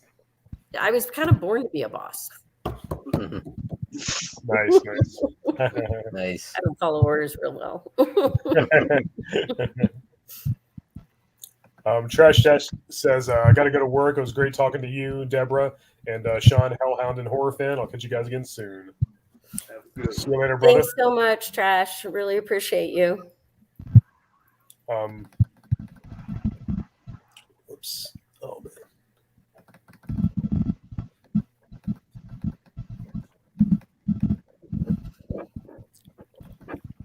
All right, Anthropomantic Fiend says, I've only seen bits and pieces of Hereditary, but those pieces really got to me. What did you think of Midsummer? You know, actually, that's one I haven't seen yet. What did you guys think? Is it worth watching? Haven't seen it yet. Okay. I'd say it's worth checking out. Okay. For sure. I really enjoyed it. Yeah. Okay. I will definitely have to check that one out. I kind of forgot about it. So I'm kind of glad that you brought that one up, because that was on my list of ones to watch. And so I need to add it back on. It's kind of one you have some time on your hands. It's pretty long. It's like 3 hours, I think. But yeah. Okay. I think it's worth it, though. It has a great payoff. Oh, okay. Yeah, we know that, Fiend. I love the Universal monster movies too. Definitely. One thing that I would really love to do is a Frankenstein film that is the whole thing is from his perspective. The creature's perspective. I'm sorry, not Frankenstein, but the creature's perspective. I personally feel like the creature is a very sympathetic creature. Yeah. This is not an evil creature out trying to harm people. It is simply frightened and and to be able to show it from his point of view through the whole thing, I think would be the way to go. That would be an excellent idea. I'll Yeah. definitely enjoy that. Yeah, the Universal monsters are kind of what got me into horror. I've always liked scary stuff. Way before I even saw an actual horror film, I always loved, like you said, ghost stories and just, creepy houses, cemeteries, all that. But the Universal monsters were what kind of got me into like horror cinema. And without them, I think I would have become a fan anyway. But they're definitely the ones that like kickstarted it. I might have maybe become a fan like sooner. Gotcha. Matt Hale asked, "Did you ever get a chance to meet Tom Savini?" I know I did. Really nice guy. Yeah. And we actually talked to him for about 13 Fanboy, and he's not doing special effects in movies as much right now. Yeah. Right. But he pointed us toward his protege, which was Nora Hewitt, and she was in, let's see, the winner of the 9th season of Face Off.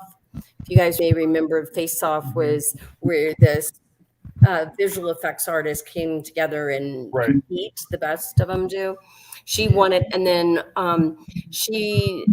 we hired a second person from Nora's recommendation when her name was Meg Wilbur, and she was actually in the show as well, the 9th season show with Nora, and so Nora suggested her. Oh, okay. Cool. Collector Man says, apologies if this has already been asked. Have you seen the other films in the Friday franchise, and do you have any favorites? They did ask it, but that's okay. I don't mind answering again. I really have to give the props to the first one because it's really what started everything off. Mm-hmm. Absolutely. And plus, I like the mystery. I do like films where I know who the killer is, like, say, Cape Fear. Cape Fear is just a brilliantly done film. Yeah. Both the old and the new.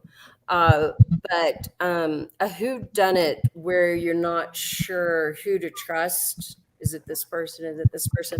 I like those the best. Definitely. That's why I like those like the Italian ones, like the Giallos. That's always the case, and all those, like, you never know who the killer is till the end, the final act, the big reveal. Right, yeah. Some of my other favorite D. Wallace roles are Critters. Oh yeah, Critters, yeah. I've heard that, and I think one of her more maybe underrated, more lesser known roles that's not talked about as much is the crazy woman in The Frighteners. The Frighteners. Oh yeah, I like that one too. She was great in that. Right, I agree. And The Hills Have Eyes, of course. Oh yeah. Yeah, that too. Definitely. Mm-hmm. I think that was the first thing I ever saw her in, actually. The original 1977 Hills Have Eyes. Oh, okay. That was your first horror movie you watched, or the Universal Monsters were your first? Well, Hills Have Eyes is the first movie I saw D. Wallace in. Gotcha. Yeah.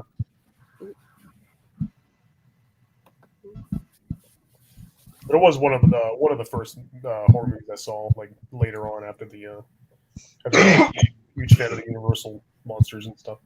Right. Yeah, I always feel like you gotta respect. If you're a true horror fan, you gotta respect the classics, man, that brought us here. Right. Absolutely. Like, what would horror be without the Universal movies? Yeah, they owe a lot to those classics for sure. Mm-hmm. I love a good creature feature. Same here. Mm. I've never been been big on them, but unless you consider Godzilla. That's a creature feature, yeah. Absolutely. Most definitely. Giant monsters, yeah. Mm-hmm. I need to. I actually haven't watched this Blu-ray yet. I just noticed. I haven't had it that long. I just noticed commentary with you and Melanie Kinnaman and Tiffany Helm. I'll have to watch that and listen tomorrow sometime. Oh, nice. I gotta get that. Absolutely. Yeah, I just got it not too long ago, and I haven't really checked out very many of the special features yet. I'm still working on it. I can't afford that box set. Damn it! It's Oh yeah, a lot of money. it sure is. Well worth it though. Yeah. What are they selling them for? Every time I've seen them, it's like $100-something bucks. Are they really? Wow. Yeah, I paid about 120 for mine. Okay. I had to have it, you know, and Does it include the remake? Yes. It does? Yeah, it's got all 12. Every movie. So it's got 13 films then, basically. Mm-hmm. Okay.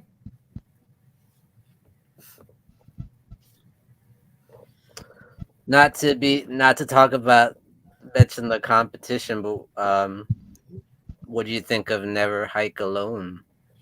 Oh, I love it. And actually, no, they are. Vincent DeSante worked as a stuntman for us, and because of Never Hike Alone, I hired Andrew Laity, and he plays my granddaughter's boyfriend in the movie. So yeah, no, they're very much a part of the film. Cool. And we're not really competition. I know some people have occasionally, they've gotten us confused with being a fan film since we raised money via Indiegogo, but we had investors. A fan film is something made by fans that is directly a Friday the 13th film that cannot make money. They can't go to the theaters. They can't go, basically they have to release it on YouTube. And so huge difference between the two. Our budget was much bigger than your typical fan film. Yeah. Juno 2000 wants to know, have you ever seen Phantom of the Opera movie with Robert Englund? I haven't seen it with Robert Englund. I'm going to have to go and check it out. I have seen a Phantom of the Opera, but it wasn't with Robert Englund. Or renting that from the video store back in the day, like way back when, before DVD was a thing. Right. I liked it, but it's definitely more horror. It's not gory and bloody. It's not like a music. Well, it's a little bit musical, I guess. Dylan Mentis asked, do you remember how long it was from when you filmed to when part 5 came out? They were making them fast every year. It was very fast. It was the same year, and that's a really fast turnaround. Wow. Yeah, I mean, so when I say within the year, doesn't necessarily mean it was within the exact year. I shot in 85 and it came in 86, but a year clock about. Yeah, very quick. And Matt Hale says, final question, Deborah, thanks for being a good sport. Would you ever work with Rob Zombie? Sure. Yeah, absolutely. It'd be interesting. Yeah, absolutely. Yeah, I wouldn't mind doing a little bit more acting. Of course, my first love, though, is directing. That's what I want to do the most. Right, definitely. Oh, but I do want to be a zombie. Yeah, absolutely. Maybe you could be a zombie in a Rob Zombie film. There you go. Exactly. Yeah. And Full Moon 1973 says, are there any up-and-coming directors in the indie scene you really think are doing great work? Me? Yeah. Sorry, I'm going to push myself here. Yeah, nothing wrong with that. You can plug all you want. Yeah, go for it. By all means. All right, Anthropogenic Fiend is heading out and says, I have to bow out now. It's been an absolute pleasure. I'm definitely going to be looking more into 13 Fanboy. Take care. Nice. Thanks so much. Enjoyed all your questions. You got some great people with some great questions. Yeah. Absolutely. Yeah, we got very active chat. Yeah, definitely. Probably our most active one so far. This is our 4th live stream we've done, the 3 of us. So this has definitely been our best, most interactive chat, I would say, so far. You know, I spread the word best I could. I shared this on all my Facebook pages. I made several videos about it. I told everybody I knew about it. So, you know, I made sure that this is definitely the Morbid Hour episode you don't want to miss. Oh, nice. Absolutely. Thank you. Yeah. You're What do you think about Juno's question there? That's interesting. Yeah, Nightmare on Elm Street Part 2, Freddy's Revenge, came out the same year. He wants to know what your thoughts. I mean, I like the Fridays. I mean, the Freddy's series. I like the Nightmare on Elm Street. I like the whole concept of that he attacks you in your dreams. Because it's kind of like it's one of those things that we can't avoid. Even if you're trying hard to stay awake, you eventually are going to fall asleep. So eventually you're going to fall prey. Yeah, it's inevitable. So I think it makes for a really good, slasher type film. Yeah, it's a very creative concept and a little more psychological than right slashers and stuff. Mm-hmm. Definitely not the typical slasher. Right. And what I love about that is everybody has that fear, or have all had bad dreams, Right. I've had a Freddy dream, Right.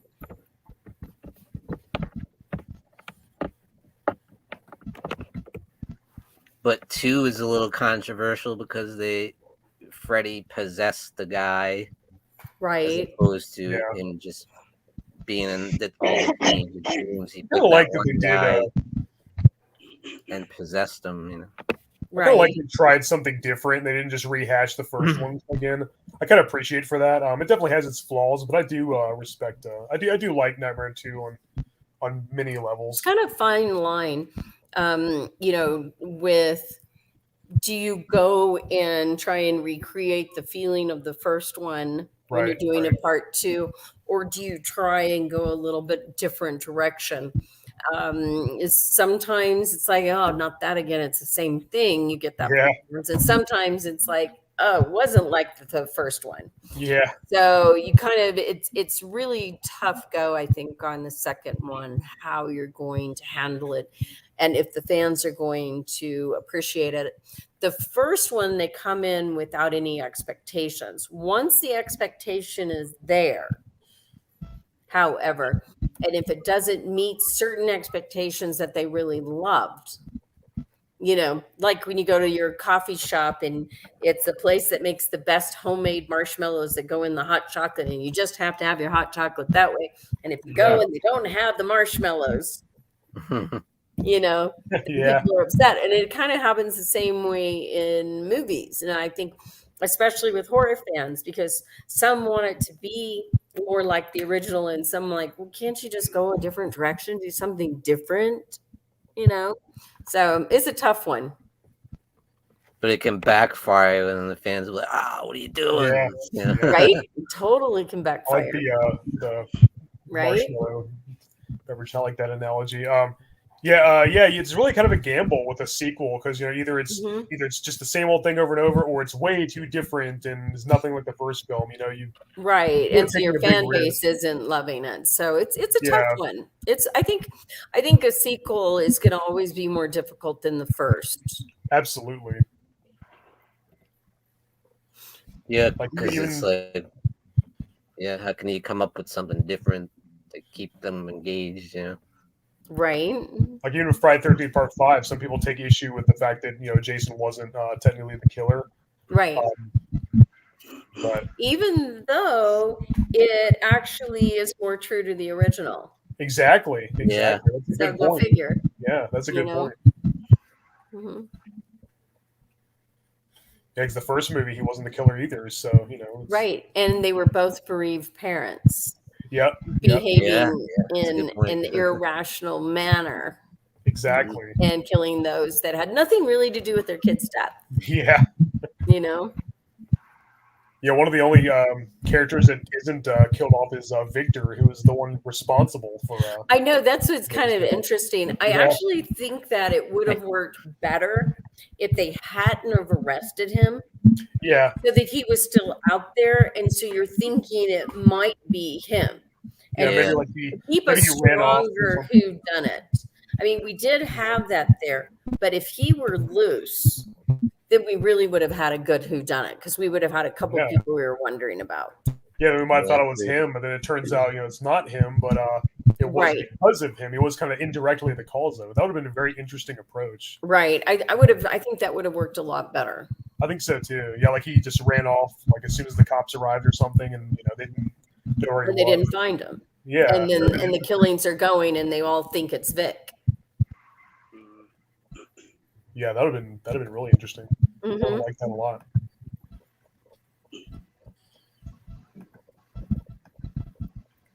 They had something like that with I think it was The Burning, where the guy they had the guy that they thought did it that escaped from the mental institution. Oh, right. But then there was the guy that they played the prank on, and is he the guy? Yeah, there was Right. another slasher film that came out around that time I was watching not that long ago that did the same thing. They said, "Oh man, what?" I don't know. I'll think of it as soon as we get off here. But yeah, there's like they said, "Oh, there's an escaped mental patient," and then turns out, as soon as they revealed who the real killer was, they said, "Oh yeah, that patient already got caught or something." Mm-hmm, yeah.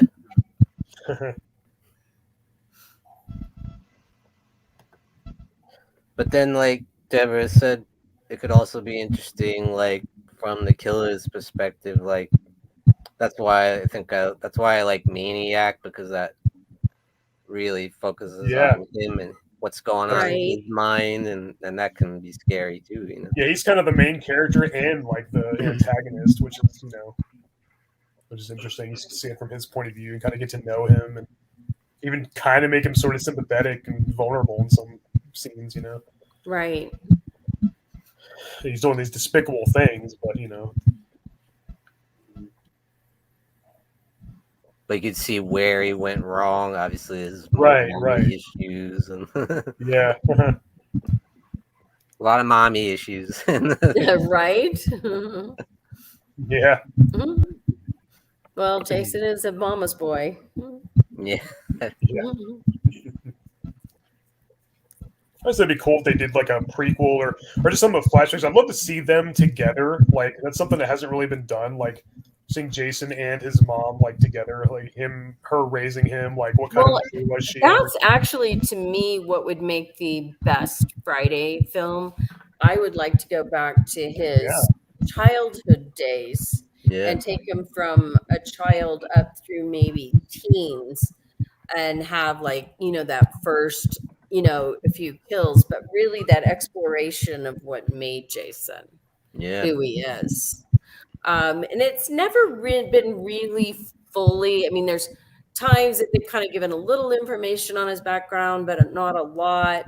And so I think it leaves it wide open to have some really nice development of that character and learn who he is. Yeah.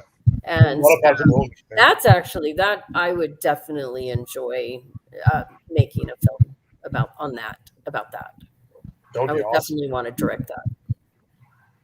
I'm surprised they haven't done that yet in 13. Yeah, you think they would? You're gonna have to get past the lawsuit first Yeah. Yeah. and find out, and especially that one, because the biggest part of the lawsuit is who owns the original. Right. Yeah, because On that Victor Miller original, that's what it would be wrote it, coming right? taking off from that place. So it would really that would have to be settled before anything could be done. Very true. I sure hope they resolve it someday. Yeah, I hope so too. I'd love to see another movie. Right. Absolutely. I just really like to see them do something that would be really worthy of the fans. And I think going back to an origin story would be really a good way to go. I would love a prequel. There's just so many possibilities. And I think the mythology of the characters and stuff is very there's just like I said, the possibilities are endless. There's so much. They really are. Where was he all that time? Mom Yeah. thinks he's dead and he's not, or did he drown or did he not drown? Was he still supposedly in the bottom of the lake, or was he brought out? They found the body and we have somebody that's undead. I think it would be interesting to make it a little more realistic, so that maybe he was so frightened he went and hid in the woods and didn't want anybody to see him. Mhm. Yeah, absolutely. Definitely. Yeah, I so think many it would be different ways particularly interesting if his deformity was caused by an accident as opposed to just something he was born with, too. Right. But then that to me would add to the anger and frustration that might make a Jason Voorhees. If you're born that way, you might still be frustrated by it, but to have started out normal and then have that taken from you by whomever you consider to be the guilty party, and that might be, his first kill. Yeah, for sure. Yeah, gosh, yeah, there's a lot you could do with that. Yeah. Be an interesting scenario for sure. So many different ways it can be interpreted. And Right. somebody who like really, knew what they were doing and was really respectful of the fans could come along and do something like that. Right. Absolutely. And I would love to see a Friday 13th film set in the winter time too. Like the Crystal Lake is frozen and there's snow everywhere and ice on the trees. Maybe Jason stabs somebody with an icicle or causes somebody to get trapped under the ice or something. Right. I haven't seen Vincent's Never Hike in the Snow yet, but I loved his Never Hike Alone. But I definitely, that's on top of my list of one to see soon. Yeah, it's great. Maybe they need to hire Deborah to do the next one with the origin story. So pretty good ideas there. I think it would work. That'd be and it would be something that would bring in new territory for the fans. So I like that. Definitely.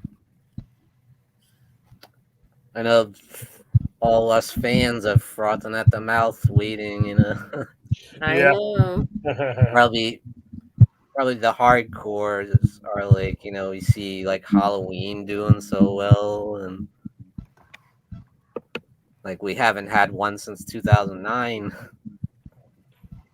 Yeah. Right? I know, it's been a while.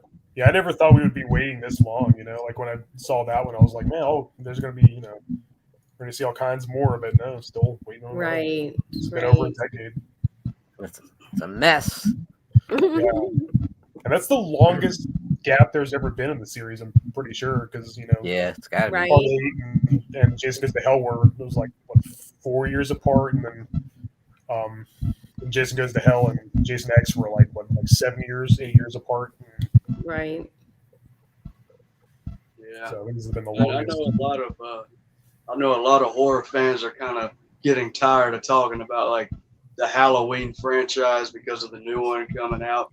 But it's kind of like, as of right now, other than Chucky, Friday the 13th hasn't done anything in over a decade. Nightmare has. Yeah. I know there are problems there to putting a hold on it, but I don't know. I hope we can get something soon. That would be nice. Yeah, that'd be Meanwhile, great. you got 13 Fanboy coming up. Yep, absolutely. Yes, that's the thing. At least we got these great fan films. Yes. You got something to sink your teeth into. Not a fan film. Yes.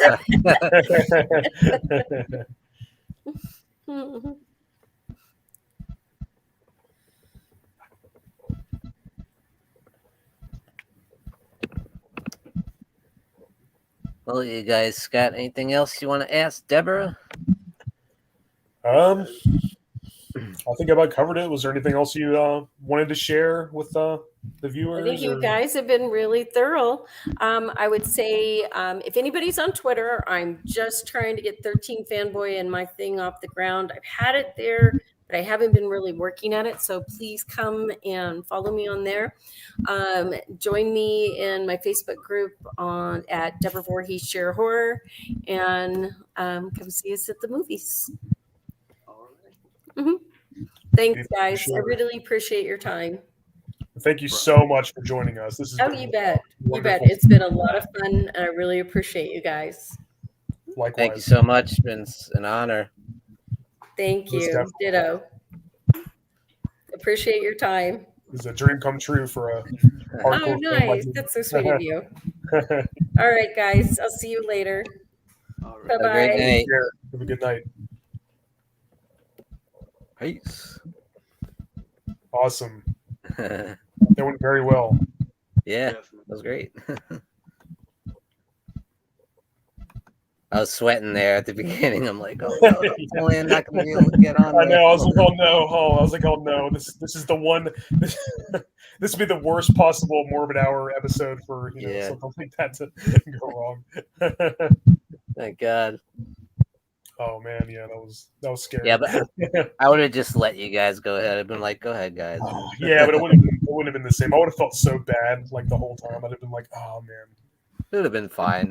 You guys would have did great, I'm sure. Yeah, but we're gonna have all three Yeah. the Morbid Hour brothers. Luckily, it worked out. Yeah, I'm glad. I was scared to try the laptop because it hasn't been working well for me in the past. Yeah. But now my phone's not working. Yeah, I wasn't sure which device you were using at first, and I was going to suggest using whatever the other one was. So, Yeah. My but phone's I'm glad been it worked working out. so good lately, but then maybe I just need a new headphone set. Could be, Man, yeah, it's so great having her on here. I hope we're able to do stuff like that, Yeah. more in the future. Yeah, now that we got our feet wet, Yeah. yeah, we can have somebody else on. Who knows? Absolutely. Yeah, that'd be great. Who else would you guys like to?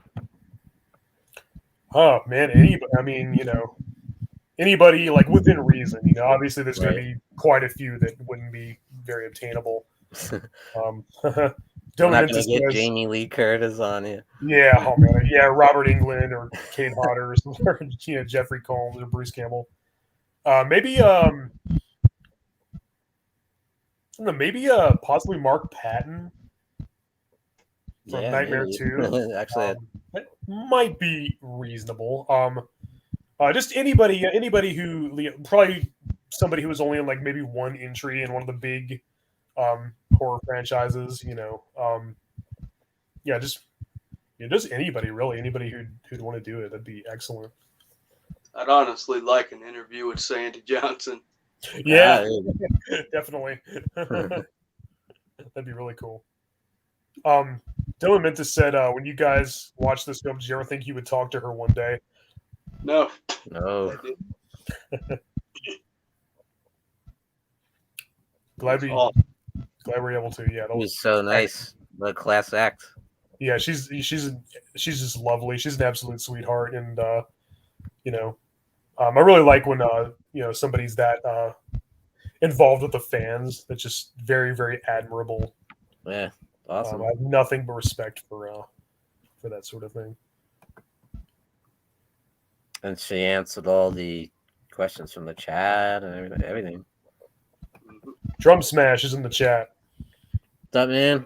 Oh, you missed it. What happened? Yeah. Where you been? Debbie Voorhees just left. Be sure to check out the replay. Yeah. Yeah, Mark Patton would be us. Yeah, he might do it, possibly. Or possibly Tom Matthews. I don't know. That might be a little more tricky. I don't know. I mean, if it was possible,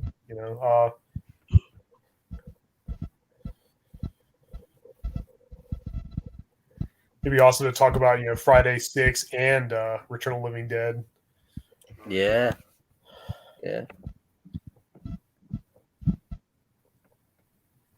I'd love to get okay, so my dream would be Danielle Harris. That would be phenomenal.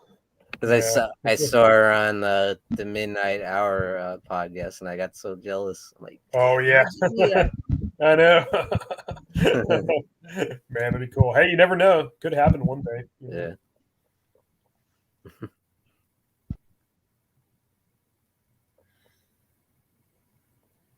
I almost thought like to do something at the convention. Like maybe I could try and talk to somebody. I didn't have the guts. Like Oh yeah, yeah. maybe I could talk to one of the celebrities. I just couldn't do it.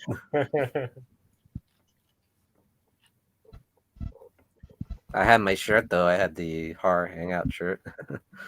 Yeah, nice.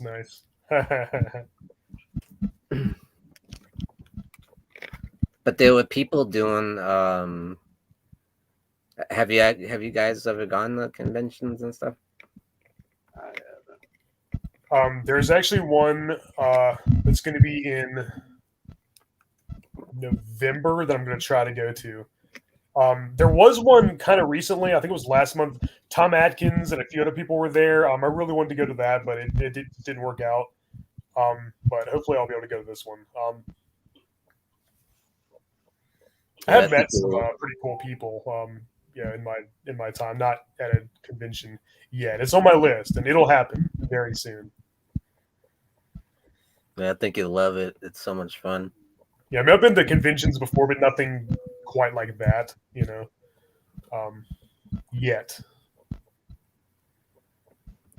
But they had some people there that were like podcasters. I thought it was interesting. Cool. Watching how they were doing it and stuff. Yeah, absolutely. Because they were doing their show while they're at the place. How cool would that be? Yeah, that would we're here live at the Connecticut Horror Fest. Would that be cool?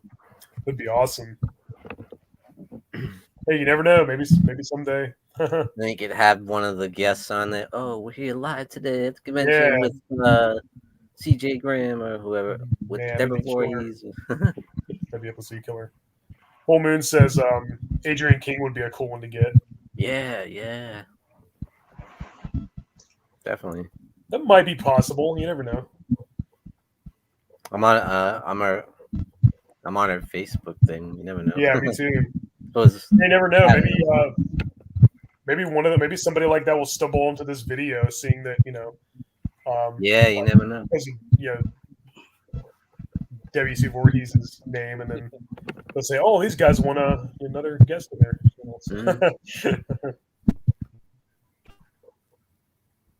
True.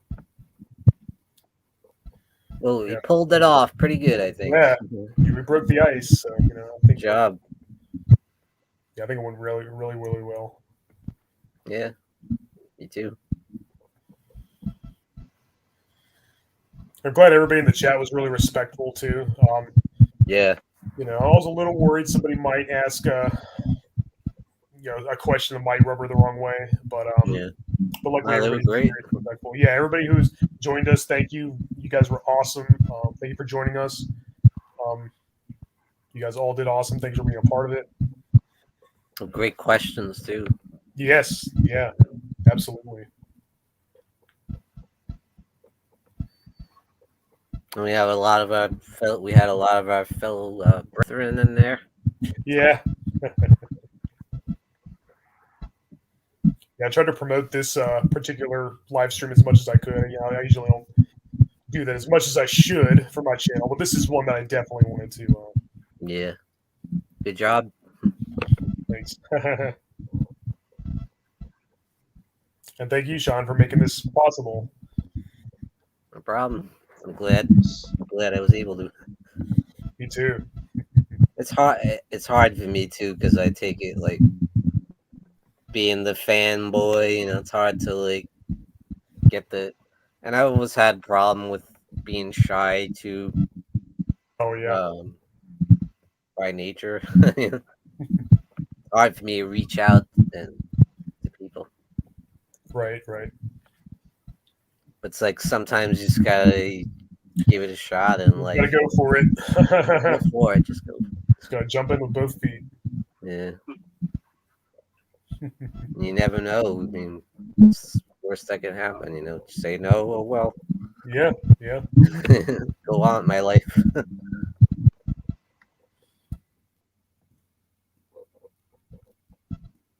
Do you guys get nervous with dealing with that?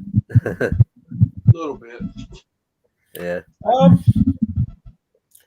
Kind of more excitement than nervousness, you know. Mm-hmm. You know, I Yeah, try like- not to get like overwhelmed and starstruck. You know, I try not to get Yeah.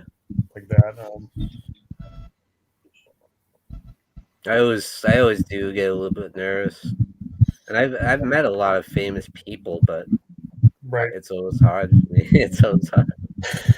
Yeah, when I met the guy who wrote the Psychotronic video guides, Michael J. Weldon, not really a household name. Most people probably won't know who he is, but he was a huge influence on my life as a reviewer and later a YouTuber. So, Oh, yeah? yeah, he was probably my biggest inspiration for writing my own movie reviews. And so when I met him, I tried my best to hold it together because it was like, wow, this guy, like without him, I probably may not have started doing that sort of thing, reading his books. That's all we had growing. We didn't have the internet, so all we had was the Fangoria magazine and movie guides like the Psychotronic one. So, that was kind of how I learned about all kinds of movies that I wouldn't have known about otherwise, because again, there was no internet. All I had was going to the video store in the horror section, browsing what they had, and then reading these movies. So, the way he wrote was awesome, so I took a lot of inspiration from him when I do my own reviews. Cool. Yeah, it was great meeting him. Oh, you did your homework, huh? You really did your homework. Yeah. What about you, horror Fanny? What inspires you as a YouTuber, like, to do what you do? Well, I know I definitely haven't made a video in quite some time. It's been like over a year. But I've been doing YouTube for a long time now. And it was just seeing all these people give their thoughts on the movies at first. I'm like, seems like a good idea. A lot of great opinions and everything. And I believe one of the actually one of the first reviews I saw was actually from Hellhound. No kidding. I think it was it might have been his Night of the Creeps movie review. Nice. Oh wow, that was a while back. Like 6 years ago. I just redid that one recently too. Oh wow! Oh yeah. Yeah, you've been doing great, doing that every day. Thank you. Yeah.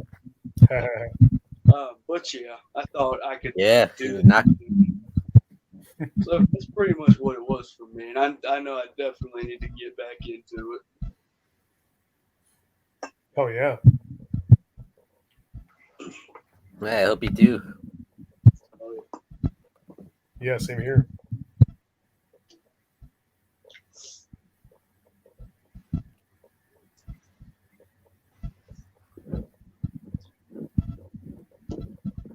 Well, I know you had so what do you think we should do for our next show? I know that Horror Fanny 88 had some good ideas in the chat. Because we got Halloween coming up, we got to do something. Yeah, we should definitely do what we usually do with a main horror related topic, and then pick a band and look at their complete discography. As for the band, I would love to do. I know we talked about Iron Maiden before, but I'd love to look at all their albums in order, or Black Sabbath, or Judas Priest, or Metallica, or we already did Morbid Angel and Slayer and Megadeth. So it's pretty much any band really. I'd be cool with any of them. I think Metallica might be the easiest of them because they don't have as many. Yeah. Like they're not like Iron Maiden has a huge discography. Yeah, absolutely. Well, Metallica only has what, 10 maybe? I believe so. Yeah. Pretty sure they had Hardwired was their 10. I'm not counting Lulu. That's like a collaboration. Garage Inc. was a cover album, so if you don't count those two, then yeah, I'm pretty sure it's 10. Yeah. Yeah, and they got their symphony albums. And That's two of them now. S&M 2. Yeah. What was it last year? Cannibal Corpse would be a good one too. Ooh, yeah. Cannibal Corpse. It'd be cool to do one that's not talked about quite as much. Like Metallica's been, they've been talked about to death, and I mean, there's a lot you could talk about for sure. It'd be interesting discussion. And I'd like to get that done eventually, but sometimes I'd like to do Carcass. This is one of my favorites. That'd be great. Yeah, that'd be easy too because they don't have a whole lot of albums. Yeah, they have 7 now, right? This is gonna be their 7th Torn Arteries. Yeah, when it finally comes out. Yeah. Because Surgical Steel was their 6th, so this will be the 7th. I'm pretty sure. and, Death, of course. Death would be great. That'd be easy too because they only have 7 albums as well. Yeah. Is it 7 or 8? I think it's 7. I think so. Yeah. Pretty sure it's 7. So, Regardless, they don't have a whole lot of albums, so it'd be easy to do.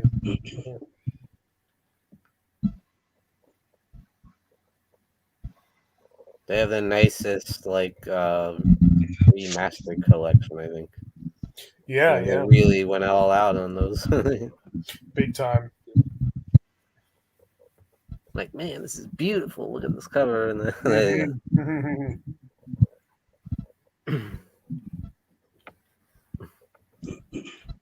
All right. Well, is there anything else? Any closing thoughts? You guys have any conclusions? I think it was an excellent stream. I think it went really well. I'm glad she was able to join us. And I'm glad everybody who participated in the chat could join us. I'll be grabbing my popcorn and rewatching it. Me too. Yeah. Probably with that commentary that I mentioned earlier. Oh yeah. Yeah, it's got to be awesome. Yeah, gosh, yeah, Melody coming in, Tiffany Helm too, along with Miss Voorhees. That's got to be really interesting. I guess it was I got something I got to show you guys. All right. Oh wait, I already did show you. Never mind. The hammer thing. I did show you in the. Oh yeah. Van Helsing. The man. Yeah. That's very cool. I can't wait for NECA to release the Dracula, Wolfman, and Mummy figures. Yeah, later this year. I already got the Frank Sons monster. Me too. I love it. Yeah, me too. I talked about that a little bit in my last Loathsome Lore video that I did earlier today. Full Moon. You too. You have a good night too, brother. Take it easy. All right, guys. Well, I guess let's go ahead and wrap up. It's a great stream. Thank you for joining me once again. Indeed. And looking forward to the next one. Let's. I guess we'll start brainstorming some ideas. Yeah. Thank you, sir. A whole lot of fun. Big time. All right. So this has been the Morbid Hour here in the Horror Metal channel. Peace out, everyone. Have a good one. Have a great night.